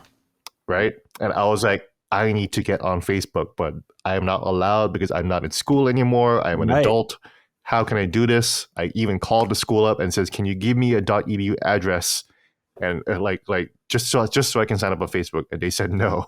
So I just waited until Facebook became public, and I signed up for that shit right away because I was like this is the new shit. This is the future. Don't you mean the Facebook? The Facebook, yes. The Facebook? Yeah, it was called the Facebook back then, Wow. Was it real? I didn't know that. Yeah. And before it was called the Facebook, it was basically a hot or not website, right? Mm-hmm. Which were huge back in the day too. Right, Didn't you see that movie, The Social Network? Movie. Yeah, that's in such the film. A good movie. Yeah, that's a great movie. Great movie. Now you can't be young on Facebook. You have to be a boomer. It's ironic how that changed. Oh, yeah. That's the thing. Yeah. At this point, Facebook is very boomerish. So very that's pretty much my experience. From Facebook on, you can pretty much like figure out like where the rest of internet history goes, right? I'm just curious where you guys stand. Dagan, let's go with you first because you don't usually go first, and why not? And you might be the eldest. I don't know. You and Jaffe might be around the same age. So yeah, we're around the same age. Yeah. Jaffe's a little older. Hey, come on! I'm gonna take not being the oldest person in the room for once. I'm not. I like being my age. I've never been one of those guys. Hey, Jaffe, every time people call me old man as an insult, I'm like, thank you. Thank you. Yeah. You know, I it hate is it. a privilege to be this old. I'm glad to be still alive. That's the Yeah. thing. I like that attitude. I gotta take that stance. Yeah. Yeah. I've ever since I was 20, I've been struggling with this. Like it's not. Hey, I've been struggling with too, man. But you know, after my bout with cancer, trust me, I have a deeper appreciation for being older. I'm like, hell Totally yeah. You know, understandable. Biden just got prostate cancer at what, 82? Yeah. I'm like, you lucky motherfucker, you know? Yeah. That's great. The you know? best thing I ever heard is when you know someone says you're old, it's like, yeah, it beats the alternative. Exactly. Yeah, That is Yeah. true. Sure beats That the is alternative. true. I'm here, right? Plus, being young, oh god, I wouldn't trade it. I'd trade the energy. I'd want the energy back. Yeah, energy. Yes. Short of that, no. Yes, Yeah, but we've the been there. insecurity, the confusion when you're young, like that shit sucks. If I could just Mhm. like if I could just like do the get out thing of just transfer my brain into a younger body, you know. Mhm. That is a good perspective. I tell you Yeah. what, man, like if I was a trillionaire, I would absolutely be like one of those evil villains who are like trying to find like the secret to immortality. And I would do it. It doesn't matter who I hurt. I've said this before, but it doesn't matter who I hurt in the way or how bad the damage is to society. If I'm the only person in the world alive forever, I would take it. Fuck everyone else. Wow. Fuck everyone else. What Fuck about everyone your- else. What about your digital friend, Gene? Even her, I don't care. My family, all of them. Fuck everybody. You know, I am legend. Really? I am legend. Oh, you over your will? You over your will? Smret? I want to be the legend. I want to be the last man on earth. Are there animals around? Yeah. If the heat death of the universe happens, I Yeah. will be grateful to see that. You know. If that's your attitude, Gene, you're not qualified to talk about The Last of Us. You missed every message. I'll do it all over again. Did Neil teach you nothing? Yeah. Are you a Anyway, Jake. vegetarian in this world, or are you eating animal? What's going on with this? Flesh this out a little bit for me, Gene. Oh, I'm just immortal. Just you know, I don't. Oh, even you don't have to even eat. need to eat. I don't even need to eat. Maybe I'm just Okay. God. You know. All right, or rest, or all right. It's interesting. If there was a pathway for me to become God, I would do it. Akira, you know. I'll be Akira. Let me be Tetsuo, you know, by the end, you know. Gee, this is the baton you're handing me to talk about the early internet. Yeah. Oh, sorry, but yeah, back in the day, porno, whatever, you know. I like it. Go for it, Dagan. Oh, I like it. I remember a couple of things about this era that makes me laugh. I mean, there was a time I started college in 94. So let's say 95. The first couple of years of knowing like there was a computer lab in the basement of my building that I guess was like an early internet lab, but I didn't know what it was or go near it for like the better part of 2 years and I didn't have that much of awareness of the internet all through art school because I graduated in 98 and my roommate was a graphic design major and he was much more computer oriented. In fact, he had a then brand new G3 Mac, which was like super expensive and like super high end and fancy. And he was the one I was fixing to graduate in summer of 98. And then, you know, we were, as animation studios, we were cold calling studios or mailing out our portfolios that were thrown together at Kinko's. Right. Or maybe even taking that train ride into New York. Kinko's? Wow. Yeah, dude. Yeah. I love the throwback here. Real player, yeah. Kinko's. Painful. Kinko's. Painful Shit. memories. Kinko's at 3 a.m, Yeah. putting your portfolio together with badly copied versions of your artwork, you know, Mhm. really budget. Or, you know, we would take the random train ride into New York and just drop off our books or our demo reels at various publishers or animation studios. So it was very analog. Like you're saying, Gene, like we had to put in the effort. It was like, it was the whole dynamic of using the encyclopedia. Like you had to put in the legwork, you had to put in the effort. And I remember my friend, then roommate, was telling me like, dude, you got to like email these people. And he was the one who turned me on to email in 98. And he was like, you could use, I had no computer and nobody had laptops. Everybody, the lucky person who had a desktop computer was like every 10th person or something at that point. And he was like, you could use my computer, like email, see if these people have email addresses and at least you could send them your resume. So you don't have to do all this cold calling and she's throwing, mailing out portfolios and doing all this hard work. So that was kind of neat. And that's how email started for me. I made some shitty Hotmail address, right? We had a dial-up connection. Yeah. Oh, yeah. I knew like one person who had like a cable or a DSL connection at that. And it was so exotic. I was like, oh my God. Like that was the best thing for Napster. You could just download whole catalogs instantly compared to everybody on their shitty dial-ups. And the other thing is I was dating Helene at the time, and her family had the one desktop computer, that chunky, clunky, compact, or HP in the living room that all 5 of them used. They took shifts, right? You're getting Adele, Dagan. No, again, this was way before cell phones, let alone smartphones, and nobody had a laptop. So the whole family, her family of 5, shared this, then pretty fancy PC computer with the dot matrix printer. It still had the like real cheesy analog. Everything was like way bigger than it needed to be. And that was like nestled into a like little corner of her den. And they just, Helene and her 2 sisters and her mom and dad just took turns using this for their AOL and their AIM and their various chat rooms and their shitty HTML websites. It was the Wild West. Mm-hmm. I remember being more confused by it in the late 90s. I slowly came around. I discovered like undergroundhiphop.com, hence Real Player, right? That's where Real Player came in. I could just sample all this hip hop music. And like Gene's saying, like one memorable aspect of that time period is that was the first time we could make, kind of forge relationships and make friends with people over common interests, whether it was music or skateboarding or various hobbies, where these little online communities started with people you didn't really know in the flesh, but you all like the same thing.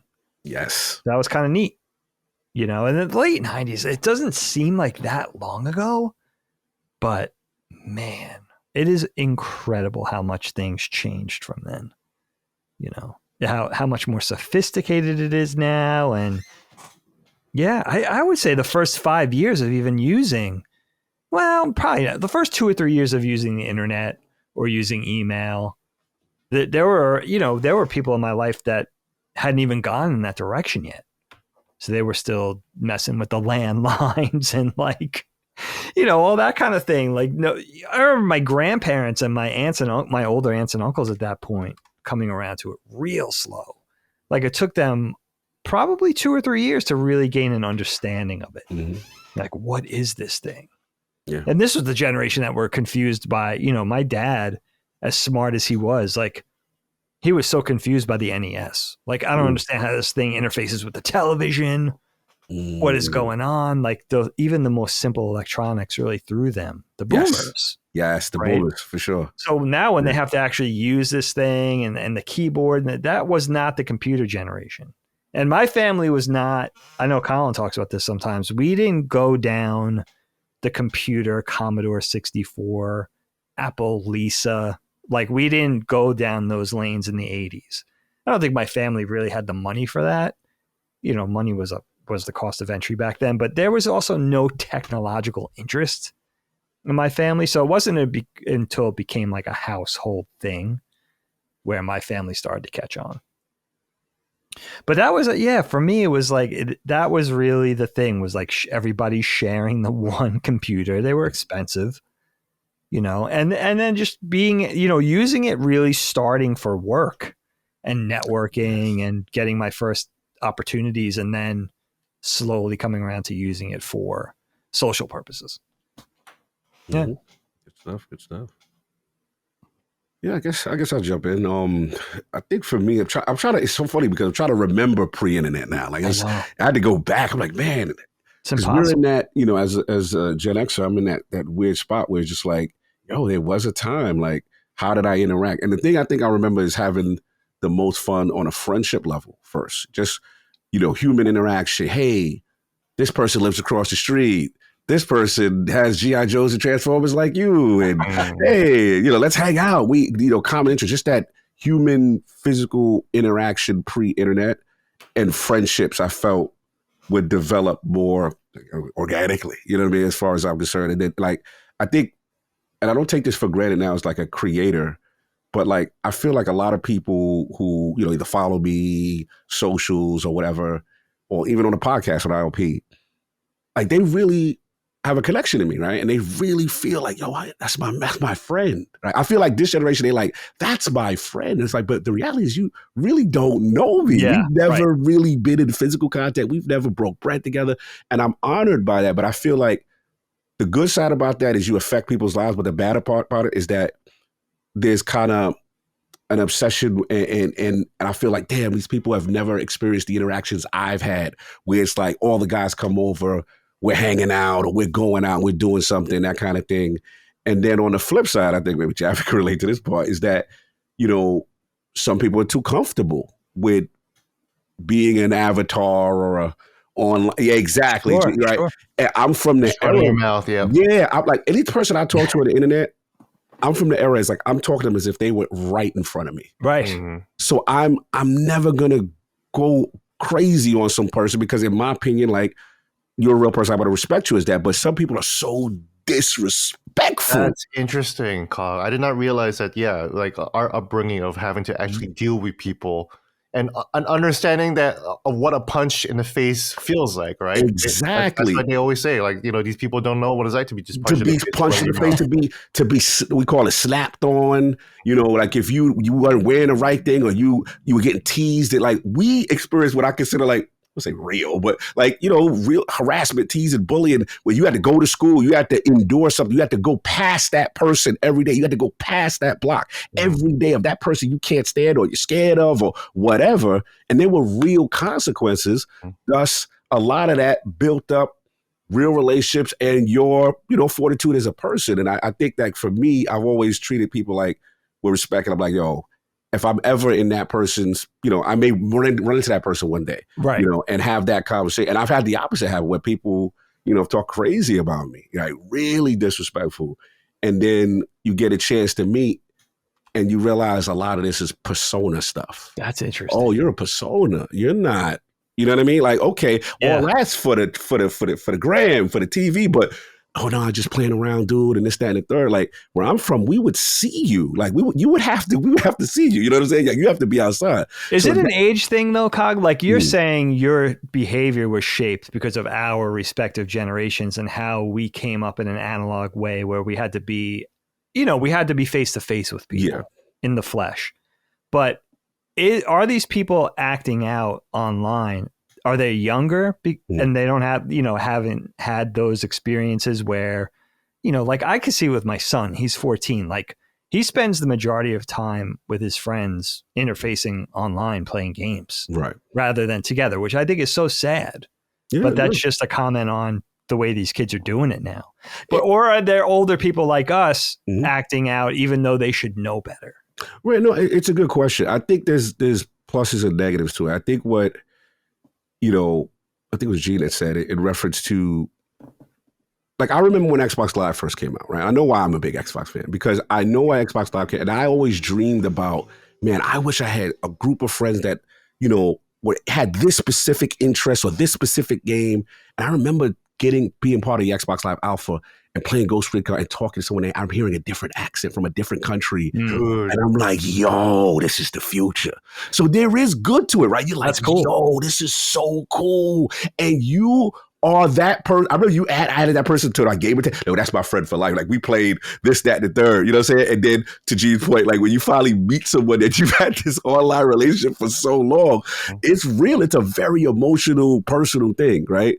So I get the positive of connecting things or finding. The cool thing about the internet is also like if you like something very obscure, very niche, going directly to the source or the creator of said thing, that is super dope. Because in our era, like this stuff was just magical. Like, how was it made? Like, you had to do so much research. You just didn't have the access, right? So those are the parts I think about. The other thing, as far as on the flip side, for us, which I do think we did add an advantage, is the dating scene. Like, you had to go out. You know, you go to the bar, you had to shoot your shot, you know? Mhm. You saw that person, you're like, okay, you know, this, that, and third. Whereas now it's like, all right, I'm on Tinder and I'm going to swipe and I don't like you and swipe left. Swipe We right. didn't have incels in the 90s. Yeah, like, bro. They like, were just virgins. That's it. We just call them virgins. It was we were called people in the band. Yeah. People in the bed. Bro, the dating situation is so interesting right now and how that whole thing kind of evolved and just kind of, you know, just again, the human interaction with people, I think is so what's lost right now. I think, again, not to sound like old man throwing right, I just feel like people's social skills are underdeveloped as a result of it. And, you know, I think that's the part I think is missing. But other than that, you know, as far as my reminisce stuff, you guys brought up the, you know, the AOL, the discs and the stuff like that. Remember the I call it the alien sounding crackle. Oh, yes. Mom, I'm on the internet. It was picked up the damn phone. You know what I'm saying? Like that joint. Shout out to when 33, what is it? 15? It was a 33.6 15 baud or 8 baud. 15 baud and 8 baud. You was balling. You knew someone that had the ISDN or whatever. They was, oh, man. I remember with a T1 line, I heard about that. I was like, yo, what's that? Dude, T1 line, man. That was a game changer. Yeah, what about early? I had my T1 Ethernet cable. Ooh. Hell yeah. It went from like DSL. One of my first IT jobs was doing bringing IT and network infrastructure to different. Bro, I remember bringing DSL to people. They were like, yo, what's this? This is crazy. It was so Which good. I used to call in college dick sucking lips. Why? That's the thing. Oh, that's actually DSL right there. You got a DSL right there. So we got that. As far as G, I'll say G. As far as the porn stuff, that was funny. The tape trading, all that. But I remember, shout out to Solve. I'm gonna throw Solve under the bus on this one. Like we started getting into the anime, and you had the guy. He brought a tape over, and it was called Legend of the Overfiend. Oh yes. I was like, yo, Google that. I was like, Doji or whatever. What is going on, Solve, with this that you brought over here? What type of anime is this? Shit. I never watched it, but I definitely seen. Oh, what the fuck, dude? Yeah, this shit is crazy. I was like, oh, this is different. It's early. It's an early one. Yeah. So that was me. That was me and Ninja Scroll. Ninja Scroll fucked me up. I was like, this shit is worse, but like Ninja Scroll was crazy too. You know? Ninja Scroll has that rape scene. Yeah. I was like, that's what I learned about a whole different region, how things are presented. You know what I'm saying? And it was no big deal. And we were like, as kids, we were like, yo, this is crazy. You see what happened? You know, that kind of thing. You know what I have trouble remembering? You guys remember the websites from the mid to late 90s? Like, I don't remember what websites I was visiting. Not porn or otherwise. There was a very distinct internet before some event. I mean, there's a theory about dead internet theory, right? Where, but I have true nostalgia and I miss that era of the internet. I would go to like Ain't It Cool News religiously. I loved the video game industry. It had this site called fatbabies.com, which was basically like, it was like a gossip sheet, and you could just anonymously write in, and everybody from Sony was like, this thing happened to Connie Booth, and Alan Becker did this, and this guy over at Sega did this, and all the games and movies had their own little websites that were stupid, but there was and what was the guy that a lot of people say that Sacha Baron Cohen based Borat on? It was like, She Can Stay at My Home. He was kind of like the Argentinian guy who's like, oh, I kiss you now. It's all these kind of like, right. I kiss you now. Yeah. Oh God, but it was like memes before memes, because it was actual real for the most part. Right. And there was a charm to it. Yes. Oh, okay. And there was I do miss that. I miss now, if you like, Ain't It Cool News is for a lot of reasons dead now. It's still there, but it's dead. Yeah. But it's lost a lot. It's like what everybody expected and what happens everywhere is that it became so corporate, that it just, it lost that kind of garage band the feel that I think was 95 to around 2010 was just that really. I bet there's going to be a beautiful, very successful coffee table book in the next 5-10 years of just, remembering these websites. That'd be amazing. Yeah, absolutely. Fatbabies.com is available, Jeff. $800. Yeah. The first website I ever visited was Your Favorite Band Sucks.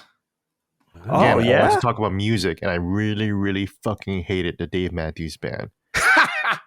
And I wanted to talk shit on the Dave Matthews Band. I wanted to tell him this white motherfucker does barely knows how to play guitar. His songs suck. He's always talking about his dick. He's so horny. Which is rich coming from me. I understand that. But, back in the day, though, I was like, fuck Dave Matthews Band. Fuck you guys. I used to go to every Dave Matthews fan page and troll them. So I started as a troll. You started as a troll? You were the first troll? Yeah. What was the name you used? What did you call yourself? Oh, remember those online monikers, right? You're using I remember my name. But I'm a little worried that Jaffe might know now. But my name... because you're starting to sound real familiar to me. Oh, shit.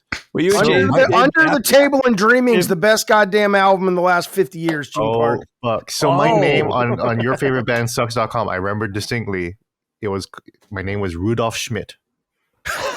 Oh, so you throw a little anti-Semitism in there as well. I understand. No, I understand. Rudolf Schmidt. He was the janitor in Catcher in the Rye. Oh. Yep. So I named myself after him. Okay. That was my anon name.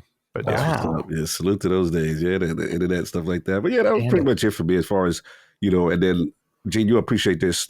I do miss, from New York, being part of the big club era. You know what I'm saying? The limelights and the thing you remember, you know what I'm saying? Oh, hell yeah. Though that was a thing, you know what I'm saying? The tunnel and, you know what I'm saying? Like just certain social huge interactions that shaped the way of like how you had to interact again with the dating part and all that stuff. And then the gaming part, Colin, appreciate, I do remember now when the internet comes in slowly, I remember going to like a Game Facts and getting information on stuff and having these huge printouts, bro. I would go to the arcade printout, the Namco Tekken 1 move list of said character. And like, bro, we were ridiculous with it. It was so cool. And the final thing I will say, which we were very fortunate because it was very dangerous what we were doing, is the meetups. Like we would, whatever you're a fandom or something, I remember putting up like this early, obviously there's no esports, there's no fighting FGC at this point, but I was so into fighting games, and I'm like, hey, I'm the best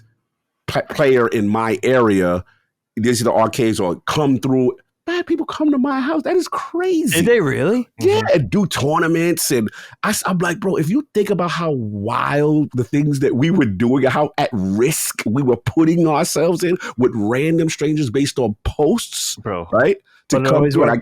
Yeah, think about Craigslist. Think about all that era stuff. You were risking it all back then, and we didn't realize it because we were just so enamored by the novelty that someone is connecting and you're gonna meet someone. It's crazy stuff. Oh, you were ground zero because Evo was pretty early, but you guys were doing it even before that. Yeah, I'm from the arcade era, and then who was the best guys in the long? And then you had your major arcades, right? Yeah. And then you go there, you test your skills there. But also when the internet comes in, now again you have these message boards. And it's like, hey, meet at this place or meet here or whatever. I'm the best. Let's go train. Let's go fight. Let's go practice. That era, kind of thing. We took it serious. We took it like religion, like it was Bruce Lee, like when he used to get challenged. You know what I'm saying? They would run up to Bruce Lee tap there for they want to fight you right there on the spot. All right, let's go. Let's fight. Let's go to my arcade. That's the era of fun. And that part I do like about the introduction of it because you got to expand more. But I got catfish in high school. Remember the catfish, the stand up and the catfish era. Before catfish was even a term. This girl just sent me a picture of some fucking J-pop star. Made me think it was her. You bought it, and it was just I'm not going to insult her body or anything like that, but let me just say that it was not her. And so I was so pissed. I was driving already at the time, and all I did was like, I said I was going to take you to dinner. Took her to the McDonald's drive-thru. Hit it with that value meal. Value meal. Yeah, exactly. Back then, value meals were real value meals. That shit was like $2. And I was like, this is what you get right here. I'm gonna drop you Yeah, off. that's real. That's real. The catfish service is real. Yeah, it was some bullshit, you know. Yeah. People Well, tell still me stand about that. online dating. I don't. I've been with the same girl for almost 30 years, so I missed online dating completely. I never did it. Yeah. I'd love to know Yeah, about I'm still doing online dating. You know, and I'm glad Jaffe here is here because I'm bringing her up again. But like again, that girl that is from Alabama. She is a Trump supporter. She doesn't believe the moon landing existed. And she has doubts about the Earth's flatness. I also didn't mention that she's trans too. What about who is this woman? What about I her? think it's Lord Jamar. No, what I'm saying is, what is it? Just some random? Who is this person? I just met her on a dating app, and I thought she was super cute. You know, and I was like, hell yeah, you know. Well, here's how I know that's not true. How? They don't have power in Alabama. They would have to be able to plug in the computer. I think they have it now. I think they have it now. A bicycle really fast to get it to turn on. I think. Yeah. But then she was looking for somebody who wanted money, and I didn't have money. You know, she told me, how can it be a housewife without a house? That's great.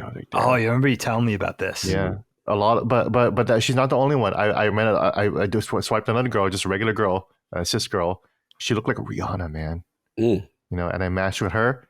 And then the first thing she asked me was, "I'm looking for a sugar baby."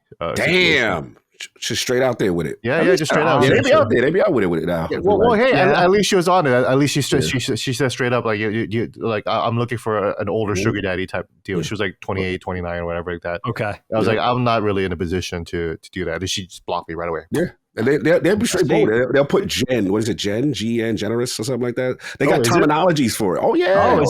They straight with it. Oh, see, I didn't even know that. Dagan, you have to be careful because our generation, we would have like sent them a piece of candy. It's like, oh, sugar daddy, because that's like candy. There's a sugar daddy from the Gen X that was like a big piece of chocolate on a stick. Yeah. Sugar daddy. Oh, the stick. That's right.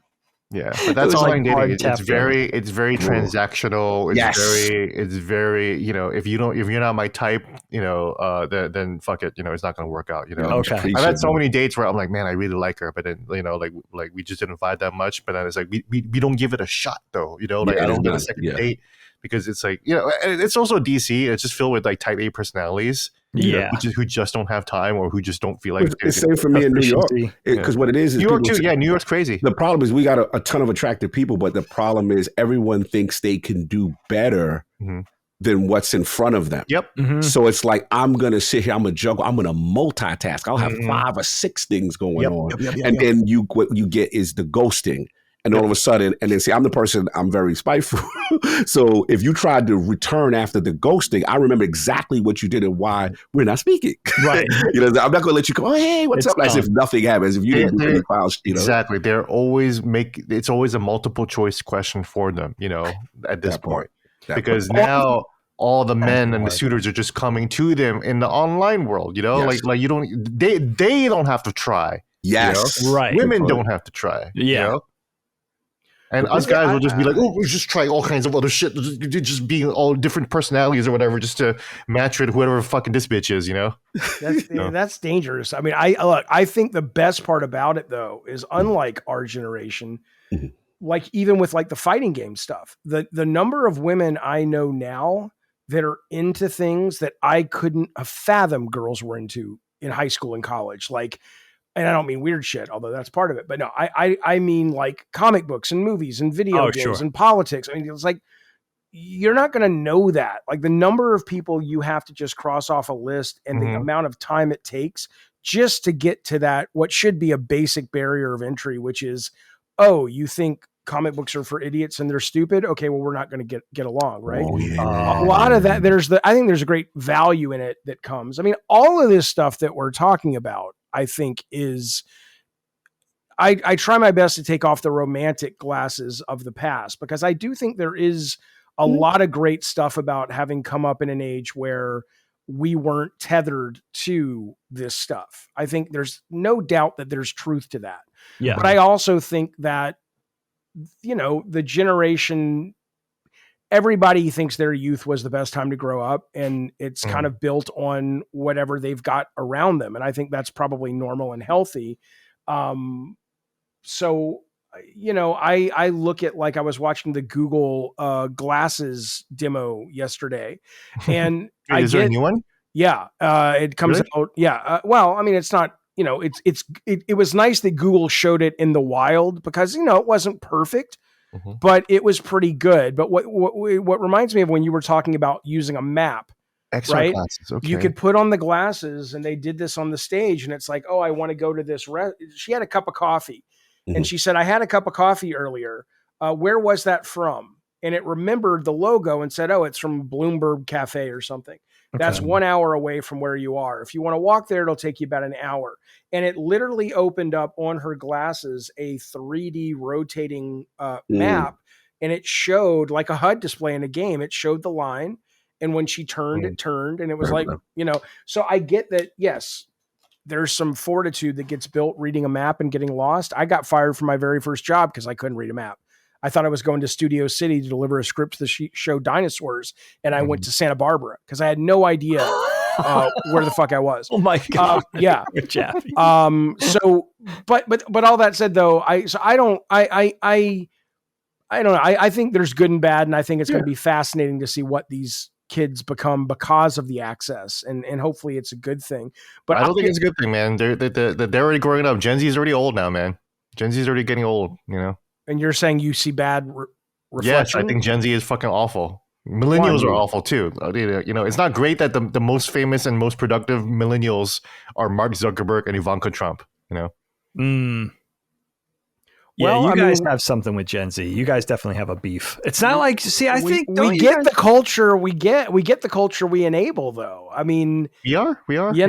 Us. If you want to lay a blame, I'm not blaming the kids. No, I know what I'm saying. We're just raising them like shit. That's all. That's what I'm saying. So if everybody gets their fault, right? So if you want to say Gen Z's bad because they are being raised in a way that they look at these people as aspirational figures that shouldn't be, it's probably because Gen X came up being told that both parents need to work. You've got to keep up with the Joneses. You've got to have the house. Material stuff is good. Greed is good. And well, you get the generation you raised, I guess. So I love the millennials, though. I just think the millennials don't like. You guys really have a serious beef with the generation under you. It's really interesting to observe because I'm out of that. I have a soft spot in my heart for the millennials. I don't know. Is that the general attitude from Gen X to millennials? There's like some sort of. I don't think about anybody about. Really? I don't give a shit. I don't really. You don't even care, older or younger. No, I don't. I don't mean that like I'm some kind of saint. I just. But I don't work in a workplace like some people, right? So if I was at an office and all day long I was dealing with millennials and I was like, oh my God, I can't help but see it. I was surrounded by Gen Z at work. Right. John, folks, guy who directed, John Garvin, who directed Days Gone. Yeah. He had a really interesting point when he was let go of or left or whatever you believe from Ben Studios from Sony. He was like a big part of why he felt he no longer fit in was he says so many of these young kids coming in, it's just so fucking different what they demand of a job, what they expect. And, he's like, that's not me. I think we should push and fight and work and fight for the art because if not, it's just a job. And a lot of these kids, that's how they feel. I think he has a point. I get that. I think he has a point. Yeah, I think. Okay, but the kids also have a point, right? Which is our generation came up and we were promised certain things and those things were more or less delivered. A college education actually mattered, so it was worth it to stick it out. Yeah, or hard work instead of politics actually could get you to get a promotion, this, that, and the other. They've come up in a generation where they've seen so much of that bullshit and facade laid bare as false that I don't blame them for going, look at what these, heads of state get away with. Look at what these 1%ers get away with. And they know now because of the internet. Why would we expect them to think any different? So I don't know. Yeah, it definitely all has all to do with the generation that precedes you. That does make sense. Yeah. I got to come up with the BBSs though. See, I am the oldest. Go ahead. Well, no, I was going to say and I don't think it's an age thing because we were an Apple family. We were a trsad family, right? So for me, when I saw the movie War Games in 1983 and the fact I immediately went home and begged my parents for a modem, and we got a modem for our Apple, and we downloaded this program called the War Games Dialer. And it was exactly like in the movie where we left for school and all day long our phone just called random numbers. And at the end of the day, you came home and you had a list of about 40 numbers that picked up with a modem tone. And it was bang. I mean, we thought we were going to jail because we were kids. We were like, I remember throwing stuff in the trash, like, oh, the FBI is going to come. Nobody gave a shit. But I thought I was some kind of big hacker. The first I downloaded Super Mario Brothers to my Apple II, and I was like, oh my God, I don't have to pay for this. And it took like an hour and a half to get this little simple arcade game, but that was amazing. So I was into all of that from a very, very early age. So the transition to internet, while neat, I wasn't blown away as much as I'm like, oh, this is just more of that, but a lot cooler. Everybody, I hope, feels excited about the chronological experiences they had based on progress. Yeah. I love that I got to see none of it. Right. And then cable and then internet. And my roommate at USC in 89 was a Mac Apple advisor. And he went to the USC bookstore. It was the first time we had ever seen video on a computer. And it was a Mac, and the thing was like 12 by 12 postage stamp, and it was animating. And now look at what we're doing. Hey, that's amazing. Look at what the progress. I mean, it's insane. So having lived long enough to see that is a joy. And I have to imagine kids today, or if they live long enough, they will have very similar feelings if they pay attention to this stuff. And I hope they do. Imagine what your kids, Dagan, it's incredible. when they're 70, are going to look back. Remember the Carousel of Progress at Disneyland, that ride? Yeah. Great fucking ride. Yeah. That's, imagine that, but you're starting now. And that's the starting scene of a Carousel of Progress. I love that. I know. Ride. We think our arc was dramatic. Their arc is going to be insane. Yeah. No, if they survive. I mean, there was a Time magazine, speaking of Time magazine and Bob Dylan, there was a Time magazine op-ed today written by a person that many think is one of the fathers of AI.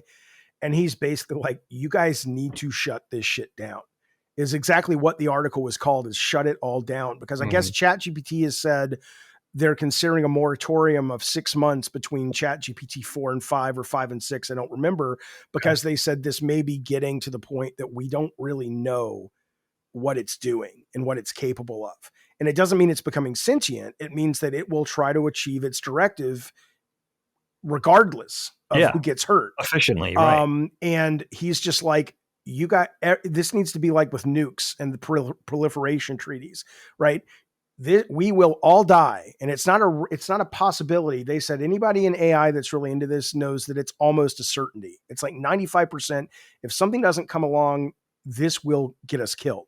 And so when I say if our kids are alive, I really do kind of sort of sadly mean it. But it's amazing. Yeah, it's playing out like a science fiction movie. It is.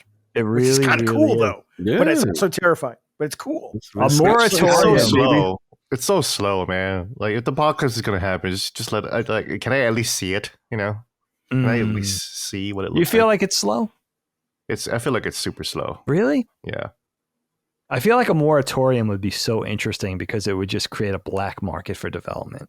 It would. A moratorium, but people would not. There would be people that would not. Well, but it said, he said we should treat server farms that pop up, if we can get these countries to sign, we should treat them like we treat Iran when we see that they are developing reactors in order to power a nuke, because we should bomb them. And it shouldn't be one state or one country bombs another. It should be a worldwide initiative, because if anybody, all you have to do is sit with these people for a few hours and watch the trajectory.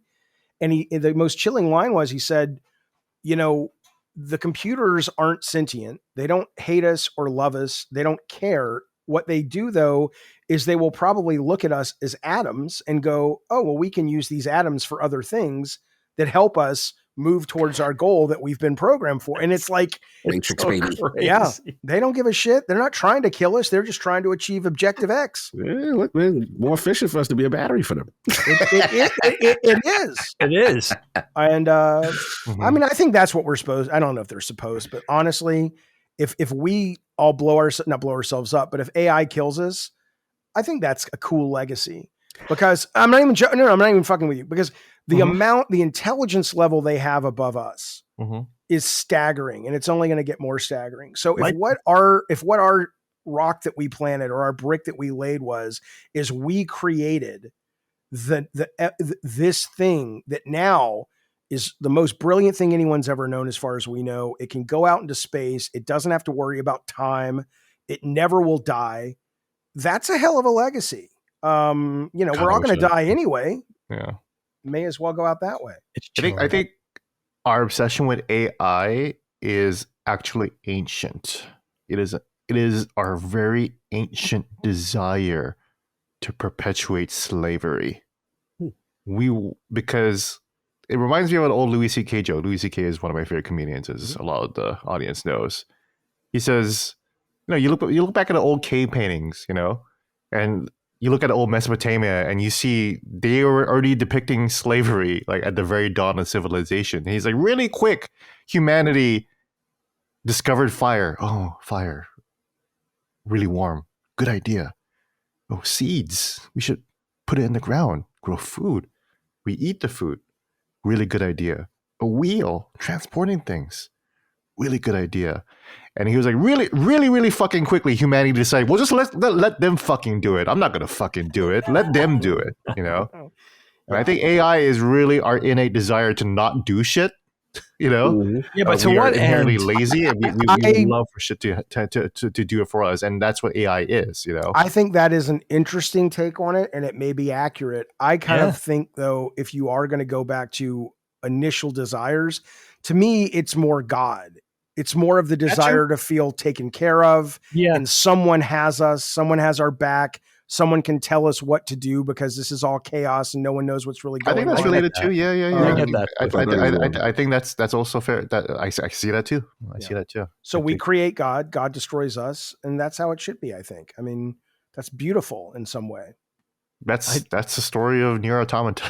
So. I mean, yeah. Who would have thought, right? Arthur Clarke, Isaac Asimov, Ray Bradbury, and William Gibson were not only like great science fiction writers, but they were actual visionaries. Yeah. Saw this coming decades away. This conversation reminds me of the great director Ben Stiller. I didn't know that he directed The Cable Guy.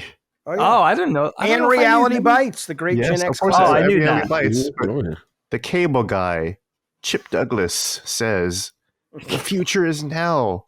This is in 1996, by the way. I got to watch that again. The future is now. Soon, every American home will integrate their television, phone, and computer. You'll be able to visit the Louvre on one channel or watch female wrestling on another. You can do your shopping at home or play Mortal Kombat with a friend from Vietnam. There's no end to the possibilities. Wow. And that's what I thought of when Cog was talking about playing a video game and hearing another accent. That exact line dawned on me when I was playing the original Xbox. Yes. And I played the Xbox exclusive game Mech Assault. And I heard British people. Yes. Over the voice. That's pretty cool. I'll play the Xbox, yo. I'll never forget the first time I heard British people live. Yes. And that was the first time. And I was like, oh, wow, they really sound like that. They really are like the Beatles. That was wild. Oh yeah. That was one of those moments, step out moments. And it was a step out moment, yes, being online. And also I will give us credit for growing us as men in those Call of Duty chat rooms, those lobbies, and men were made. We had to deal with things, We had to go there. We had to endure a lot of shit talking. We became lions. Lions in the digital jungle. Salute. I don't know if I would have had the patience for that. I never really got involved with online gaming, PC gaming or otherwise, and I don't think I would have had the patience for it. I think I would have lost my shit. I just don't think I'm built for that. Oh, I definitely threw out a lot of homophobic slurs back then. That's what I'm sure. You was in your bag. Yeah, never racist, but definitely Racing was homophobic. fun. Oh man, it was on. Like, you ain't want to lose those matches. I know that for me. It was certain groups you did not want to lose to because that post lobby was wild. Yeah. I'm really curious about online dating though, how much it's changed. I know it's proliferated in the sense of like there's a lot more options. We'll make you a profile. Yeah. Yeah, let's say put your It sounds fun. Like it sounds like it would be fun for a minute, but those frustrations that you guys talked about, you know what I mean? I used to think online, again, it's complete perception because I never got involved with it at all. Mm-hmm. But I always thought it would make it easier to meet somebody. It would increase your chances of making a connection. It sounds like it actually would make it hard. It sounds to me like it would make it harder. I don't want to make it all. I mean, look, there are some clear advantages of it. Works for a lot of people. Yeah, there's some. Obviously, as a person who travels and stuff like that, and you're in a certain region and stuff like that, there are definitely advantages to it. What it is just you have so much access, but maybe like Gene said, I don't know if you value truly getting to know the person as much because it's almost like just Rolodex of information. So again, that's why I feel like people devalue trying to build a relationship and truly learn a person because it's like, oh well, I got 5 other people I swiped that made this connection. And if you don't like me, then fine, I can go over here. I think there is a bit of a devaluing of it, but to their defense, they have way more access though. There's a plethora of people that we wouldn't have maybe ever crossed paths with, but because of the app, it does give you that access. And to Jaffe's point earlier, he said, like it does help if you want to find people of similar interests. That doesn't help me because I'm not attracted to people with a similar interests as me. I'm not attracted to girls who like video games. I think that's unattractive.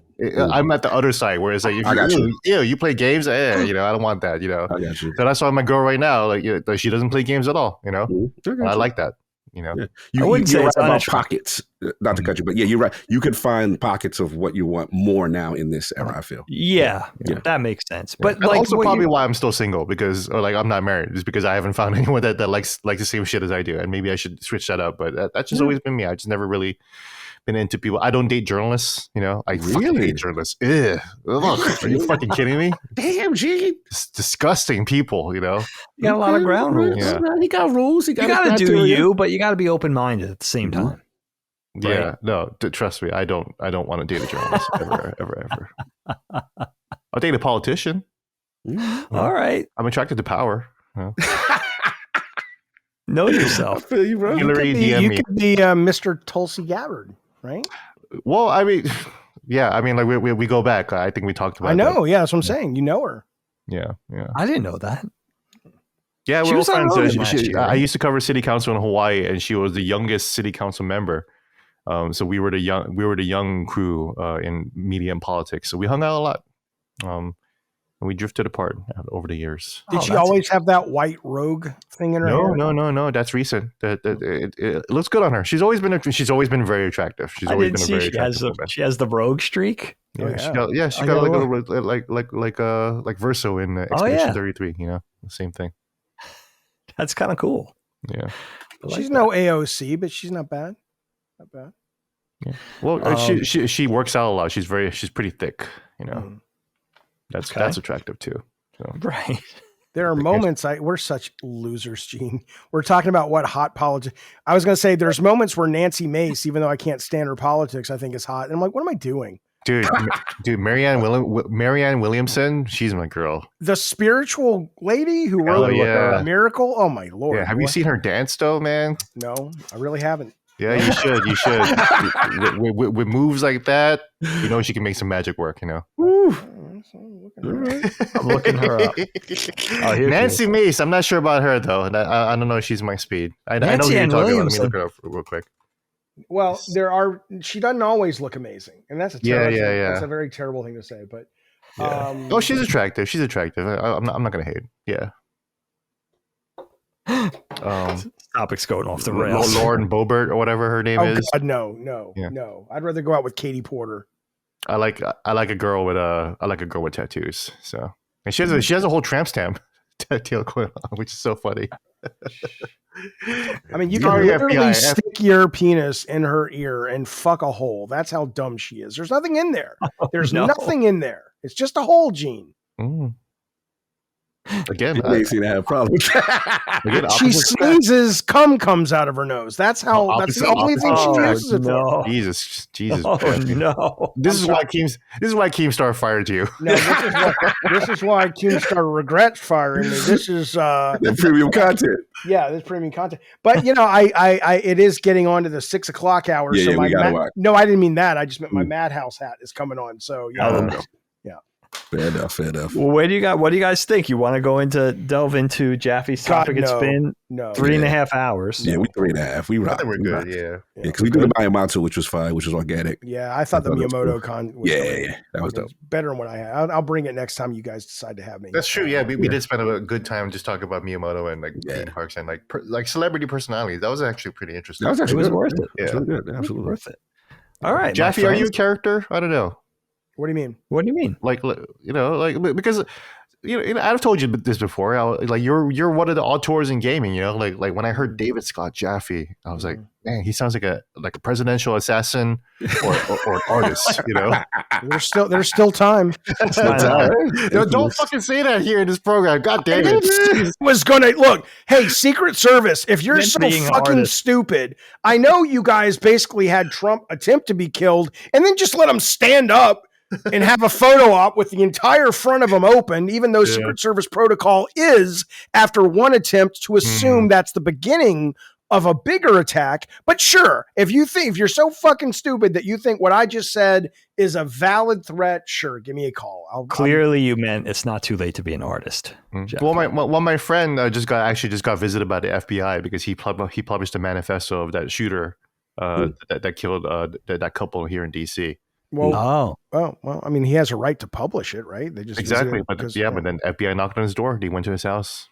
Oh wow! They're welcome to come over. I'll let the Mormons in. I'll let the FBI in. I don't give a shit. Anyways, I don't mean the Mormons are bad. I mean they usually knock on my door, not the FBI. Jaffe, this is what I wanted to tell you. Yes, I'm ma'am. and I meant to DM this to you weeks What do you mean, ago. am I a character? Yeah, well, let's explain that first. Gene, that's your thing. no, I I don't know what you mean. No, I don't know what you mean. I'm asking the wild and crazy Jaffe. Like that's what I always thought. You haven't met in real life yet? Yeah, we've not met in real life. Oh, that's I didn't why. realize I'm like, yeah, bro, you got to go to the show. Yeah, What you show us what you got. Well, the problem is that both me and Jaffe are afraid of flying, so we just never fucking meet each other. He's in San Diego. Yeah, I am I don't play a character. No. What I will tell you is I am very in touch with a handful of personalities that live in my head. And so the one that's kind of wild and stuff is just, it's very valid. I don't go out of my way to be that. It's just, I'm enjoying those conversations. But I also can be very, whether it's smart philosophy is, up to somebody else to decide, but I can be philosophical and I can be, very quiet, very thoughtful and, and I, but they're both valid. I don't play a character. No. Yeah. Well, I admire the character or the characters in your head, so that's why, and Colin said this before. I think it's a great privilege to have someone like you on board. I never would have dreamed, I never would have dreamed I would interview Miyamoto, but I also would have never dreamed that I'd be on a podcast with David Scott Jaffe. I really, I don't even, I mean, I hear you and I guess I say thank you, but that is not a real person. And that's maybe one of the things when I was saying about, I don't like facades of people. I don't like what it does to culture. And I'd like to think anybody who knows me, you're getting the real deal. I don't need to, I think that stuff's dangerous. So, I never thought I would be friends with somebody who literally writes for the Washington Post. That's a big deal. That's a big deal to me. This is adorable right now. Can I just tell you? Idiot. Bromance, bro. Why don't you go make an online profile, you idiot? Yeah, go on Bumble or blah blah blah. You know. We gotta get I don't that know. Is profile that a good photo. one? Hi, I'm an animator. I like cartoons. What are Girls you? love animators. Girls love See, that's the animators. character. That's I the like that. I like that. We gonna make that profile. Gene, you teed me up. Your wife has access to this show. She's like, why are you so interested in online dating, buddy? I know. Oh yeah, that can get you in trouble. She I couldn't know, be. buddy. You keep She's never asking going to about see that. this. I know. He Woman asked like never. 3 times, bro. Yeah, he's like, how is it? What you guys go through? Genuinely curious. What's that called? Bumble? Mhm. I wrote it down. I got toes in there. I bet you did. I bet you did. The temperature of the water. You know. Little anonymous profile. All right. Come on, Helene's just as interested. She's never done it either, and she You're often sleeping on that threats couch right in the background. She'll never hear this, but we often say we're going to compete. Like you'll see if we get some, and Helene's actually. Oh man, that's just Beautiful. like that happened That's in not Arrested fair. Development. Oh, they did that. Yeah, where David Cross and Portia de Rossi would like split up, and they would like have an experiment to try to date someone else, and of course Portia just got dates right away, and I would David get Cross was destroyed. not getting I it would at get all, so. absolutely. The one eviscerated. bad thing about being at a time a known person, which I was for a while, was I actually ran into my wife's free pass, Oh wow. and I was on a show with him. And it's like, usually when you say, okay, who's your free pass? Oh, Taylor Swift. This is never going to happen. Right. Hers was Hal Sparks, who used to talk soup on E! Entertainment. Oh, I know. Who that is. And he was on an episode of The Tester. Hal And I was Sparks? on The Tester. And he was on some Disney show. He's a real funny guy. I think I know. Who it is. And I'm sitting there in a chair right across from him. We're hanging out and having lunch. And I'm like, you motherfucker. You motherfucker. And Yeah. The whole pass. Yeah. He's like a little like low rent Johnny Depp a little bit. I think she liked him because he's really funny. He's a real funny dude. I don't this know. dude. Yeah, that dude's a face. Yeah. Interesting. Yeah. Gene teed me up though for what I was going to tell you, Jeff. This is interesting. What you got? So, and you may know this, but I'm not sure if you do. So it turns out, I'm not sure what they did it for, but Neil Druckmann and the director Alex Garland did a show together. It was about an hour. On YouTube, right? They interviewed each other on YouTube. Yeah. And they were talking about their respective crafts, and it turned into like what you and Gene just did. It was a mutual admiration society, kind of praising each other's work, and they were big fans of each other. Yeah. But your name came up twice in the conversation. Yeah. How come? They were talking about, I believe, God of War. And they brought you up by name. I'm not sure if it was Neil or Alex, but they both, whoever brought it up, the other person knew because they're both avid gamers and both movie buffs. So I thought that was, and I meant to DM you as soon as I saw it. And then I meant to do it the next day and then the next week. And then push came to shove. I never told you, but it's really cool. I don't know if it's cool, but I think it is interesting to know what famous people know you, right? There's got to be somebody watches Last Stand and literally Constellation and they're famous as fuck. No idea. If you're watching this and you're famous, don't tell us, but tell Dagan. Write the man a fucking email. Throw me a bone here. Meet him on the goddamn dating profile. Something. I've been recognized in public once, and they said, "Hey, they were yelling across the subway platform for Colin." Fair enough. That was the only time I was ever recognized in public, and so I was not recognized. It's like Dagan. Yes, get your brother. It's amazing. They just thought I was Colin. Colin. How about you? You kind of seem to acknowledge there were famous people who watch you guys. Yeah, it still surprises me though. You don't realize, like, I consider you guys luminaries. Like Jaffe, you know how I feel about the picture scenario that we had. Like I consider you guys, but I mean, famous. Like who? Who? Tell me who watches Iron Lords or watches you on this show? That's like, dude, that guy was in that movie, or that guy's a director, or that woman's a singer. You're talking about like to that level. Now I don't know to that level. I mean, I would assume. Yeah, I would assume there is. I have someone. Who? Talk to me. Christopher Nolan is a fan of mine. No. Chemistry or writing. Reading. Reading. Yeah, he likes reading my articles. Dope. And also AOC. Oh, she knows you. But we've spoken before many times. That is a crazy combination of people. Yeah. You step out your phone. Well, Gene, how do you know? Yeah. Did they approach you? Well, I heard from someone that knows Christopher Nolan. that who reads me. And That's AOC awesome. has given me a shout out on her Instagram stories before. No way. Oh, that's dope. Nice. Super dope. You guys are going to talk about Q politicians and not bring her up? Who? I brought her up. Yeah, I brought her Jaffe up. brought her up. Oh, you did bring her up. Oh, Okay. yeah.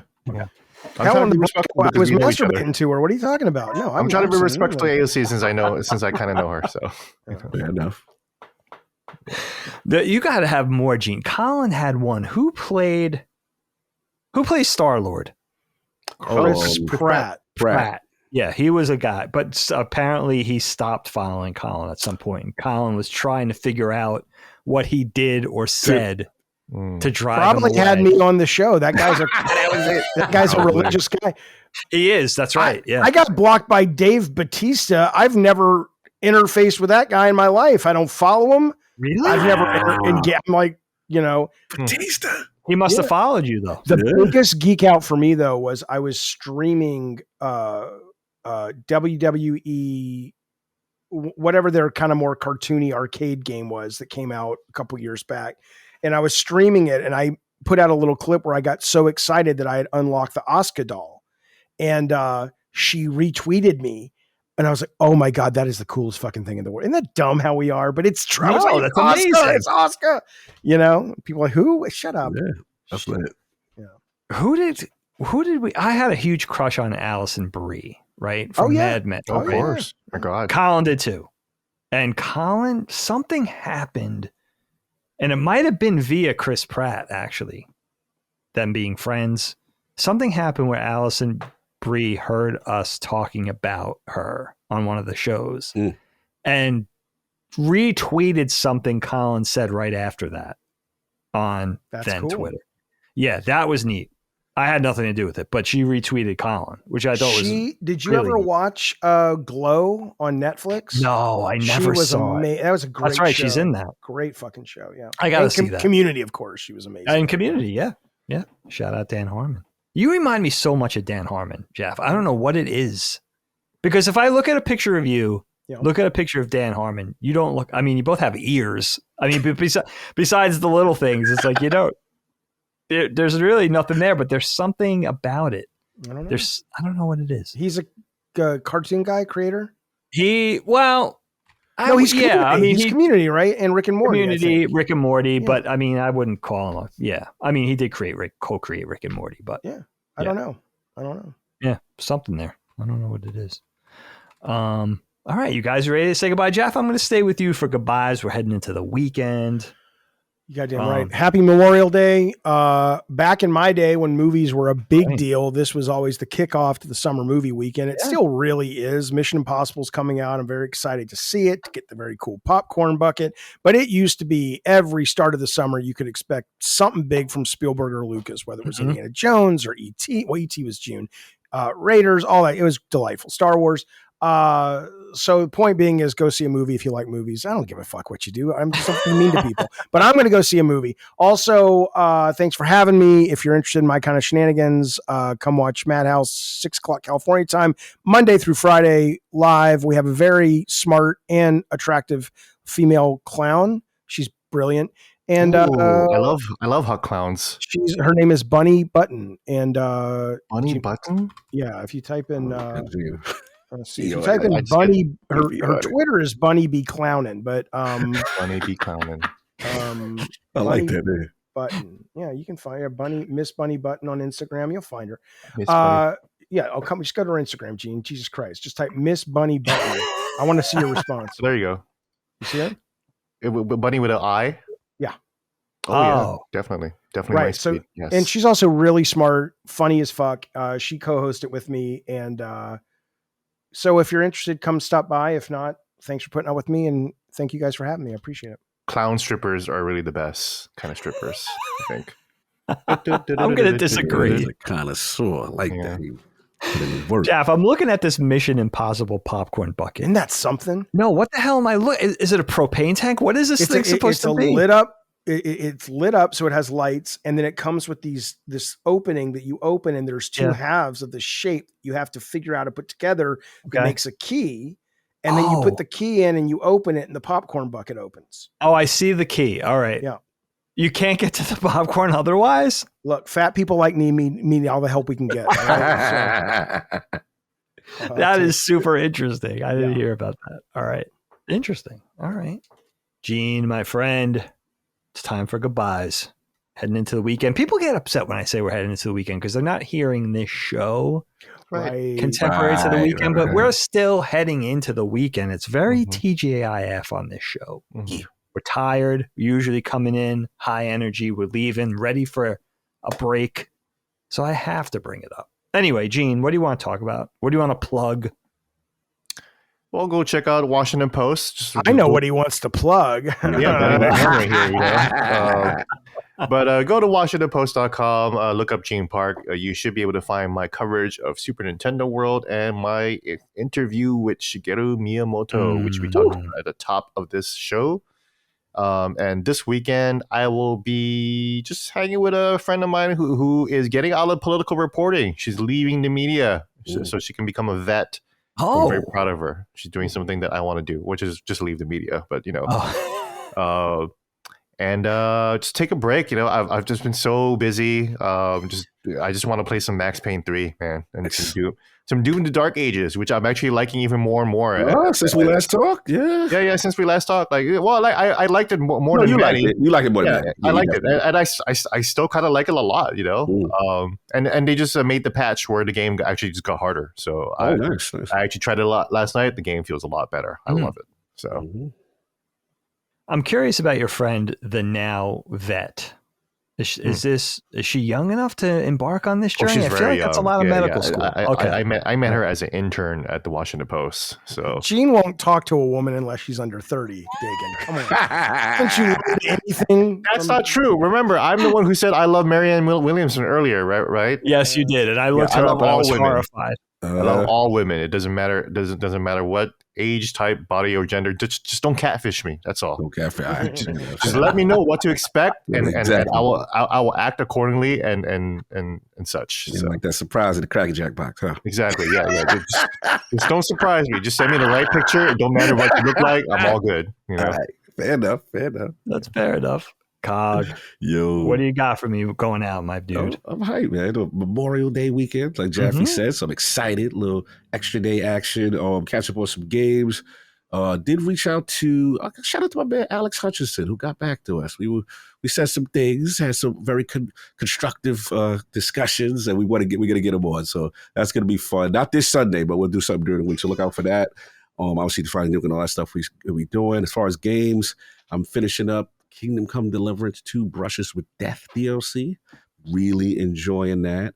And probably take a little break before the next big stuff, because a lot of stuff coming up for Summer Games Fest and stuff. So next 2 weeks I'll be super busy and traveling again. And then it's still busy. Like once the weekend's out. Yeah, it doesn't stop. And then obviously Switch 2 coverage coming up too. Next week. Bro, the week or two. Switch 2. I gotta get by. And first week of June, it's gonna be crazy. And SGF too. SGF, that's a good stuff. Coverage coming up at SGF. I'll tell you later, Cog. Definitely. Pretty excited about this one. And shout out to you with the anti-real interview. That's right. With the plagiarism, that was very powerful. I really, really enjoyed you get that perspective from her. For some reason, I'm the only person who interviewed her. I don't understand why people don't be like, oh, let me just hit this girl up and see what her story is. I don't understand that. But I'm the only person who got an interview with anti-real. She was great. And hopefully she gets what she is due from the whole marathon. Situation. Marathon situation. Who is this person? What do I type? What's her name? Hold on. Anti-real. Just look up anti-real and marathon, and you'll get the whole story about that. All right, I got it. All right, thank you. You'll get that. Very good read. But that's pretty much it, man. I appreciate that. Thank you. Yeah, no doubt. Let me ask you guys, because I'm a little out of the loop. Forgive me. Nintendo Switch 2. What's going on with the pre-orders? Is it a tough ticket right now? Is it look like it's going to be? There's going to be a scarcity. At least for the first few months, baby. But it looks like they're really trying to make sure that stock is up. So. Okay. Yeah, I actually heard a good thing because we got Forte on our show, and he's a manager at GameStop. He said that most GameStops now are offering the ability for people who missed out to walk in on the day of, I guess, the midnight launch. But you got to be there early and you can still get a shot at if you missed out on the pre-order part. Really? So, yes, that he put that out there. I'll get very specific information if you're interested. That is interesting. All GameStops, I understand, they're looking for, I guess, maybe have extra allocation. And if you missed out on the initial pre-order, you can go the day before with their midnight launch in your local GameStop, be there early, and you can get a chance for a second chance to get one. Yeah, one thing about GameStop is that they work very closely and tightly with Nintendo. Yes. Nintendo and them still have a really good relationship. Okay. Mm-hmm. We have a section of town of our county over here where there's a GameStop. It's just a weird little sort of geographical region where there's a GameStop, literally probably 6 of them within like 2 miles of each other. Yeah, it's hit them really up. strange. If you're interested, you got a strong shot now. Now, I ask because I have a friend nearby who has pre-orders for 2, and he's like, dude, he's a listener. He's a fan of the shows. Super nice dude. Shout out to Matt. And he was like, dude, you could have my other pre-order. Like, I have it. And I'm like, I am purposely not getting one because I know I'm not going to have time to play this summer. I just have too much shit going on. Gotcha. But I know it's Nintendo. I know there's this scarcity / artificial scarcity thing that often happens. So I was curious if I just get one and just sit on it knowing I'm not going to play sit it. on it. Don't play. With the time situation being fluctuated. And get it out You might be convincing me, my friend. All right, I'll see about that. Let me know if you want the info. I'll get it for you. Yeah, otherwise. I don't really got much going on. I'll tell you one thing. I'm in the off. This is exciting, but I can't say too much. I'm in the offing of leaving television animation, hopefully for good. Oh, wow. Yeah, I have an adjacent offer on the table. I don't have the offer in front of me, so I'm not going to say too much to jinx it yet. It's in the offing, and it's an adjacent sort of industry, and I'm very excited for a little stability, a new challenge. Nice. But some stability. Get out of entertainment. At least the portion of entertainment that I've been dealing with for the last 27 years. Go for it, brother. Whole love-hate relationship. So, so that's exciting. But I'll say more when I get the official news come down. But it's you say adjacent, so it's adjacent, creative and very creative. All right, cool. Still oddly dealing with television, but not in the way that I've been doing for the last. Yeah. Cool. So it's exciting. It's actually exciting for me just in fact I get to be like a normal adult. Cool. I feel like I've been playing games for jumping from job to job and contract to contract and show to show for like 27 years. I feel like it's time to grow up. Definitely. 51, maybe it's time. Let's go. Yeah, let's do it. So, and if not, I hear Keemstar's hiring. So, and that might be a very distinct possibility. We'll have to see about that. All right, my dudes. That's our time. Let's do a little housekeeping. We'll get the hell out of here. Patreon.com/LastStandMedia for early ad-free access. As always, I don't know what the Patreon count is now, but it's impressive. And it pisses me off because you're making my brother rich. And, well, I'm not bitter. I'm not bitter. He's not here, so I could talk shit. LastStandMedia.store has the merch. Listen, for Jaffe, Gene, and Cog, I'm daganDexter Moriarty saying thank you so much for joining us. We appreciate you. We love you. We're grateful. We know there's competition for your eyeballs and your ear balls. So listen, the fact that you're here with us every week, week in, week out, we appreciate you. We'll see you next week.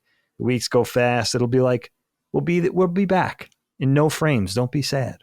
Unless one of us dies. And then it'll be a different group. But somebody will be here, maybe. We almost had it. Sorry, we were so close. That was a you problem there. You should have known. I'll be quiet. Listen, on that note, we'll see. You can go listen to your second favorite podcast. See you next time. Peace. Constellation is a product of Last Stand Media and Collins Last Stand LLC and is proudly recorded in the USA. The show was conceived by and is directed and hosted by me, Colin Moriarty. My co-host is my brother, Dagan Moriarty. The show is produced by Last Stand's executive producer, Dustin Furman. All Last Stand theme music is by Ramon Narvaez, and all of our graphics and logos are by Dagan Moriarty. As you know, all of Last Stand Media's podcasts, including Constellation, are fan-funded on Patreon at patreon.com/laststandmedia. The following names are at the producer level on Patreon, our highest support tier, and we're infinitely grateful for your thoughtful and kind contributions to our independent endeavor.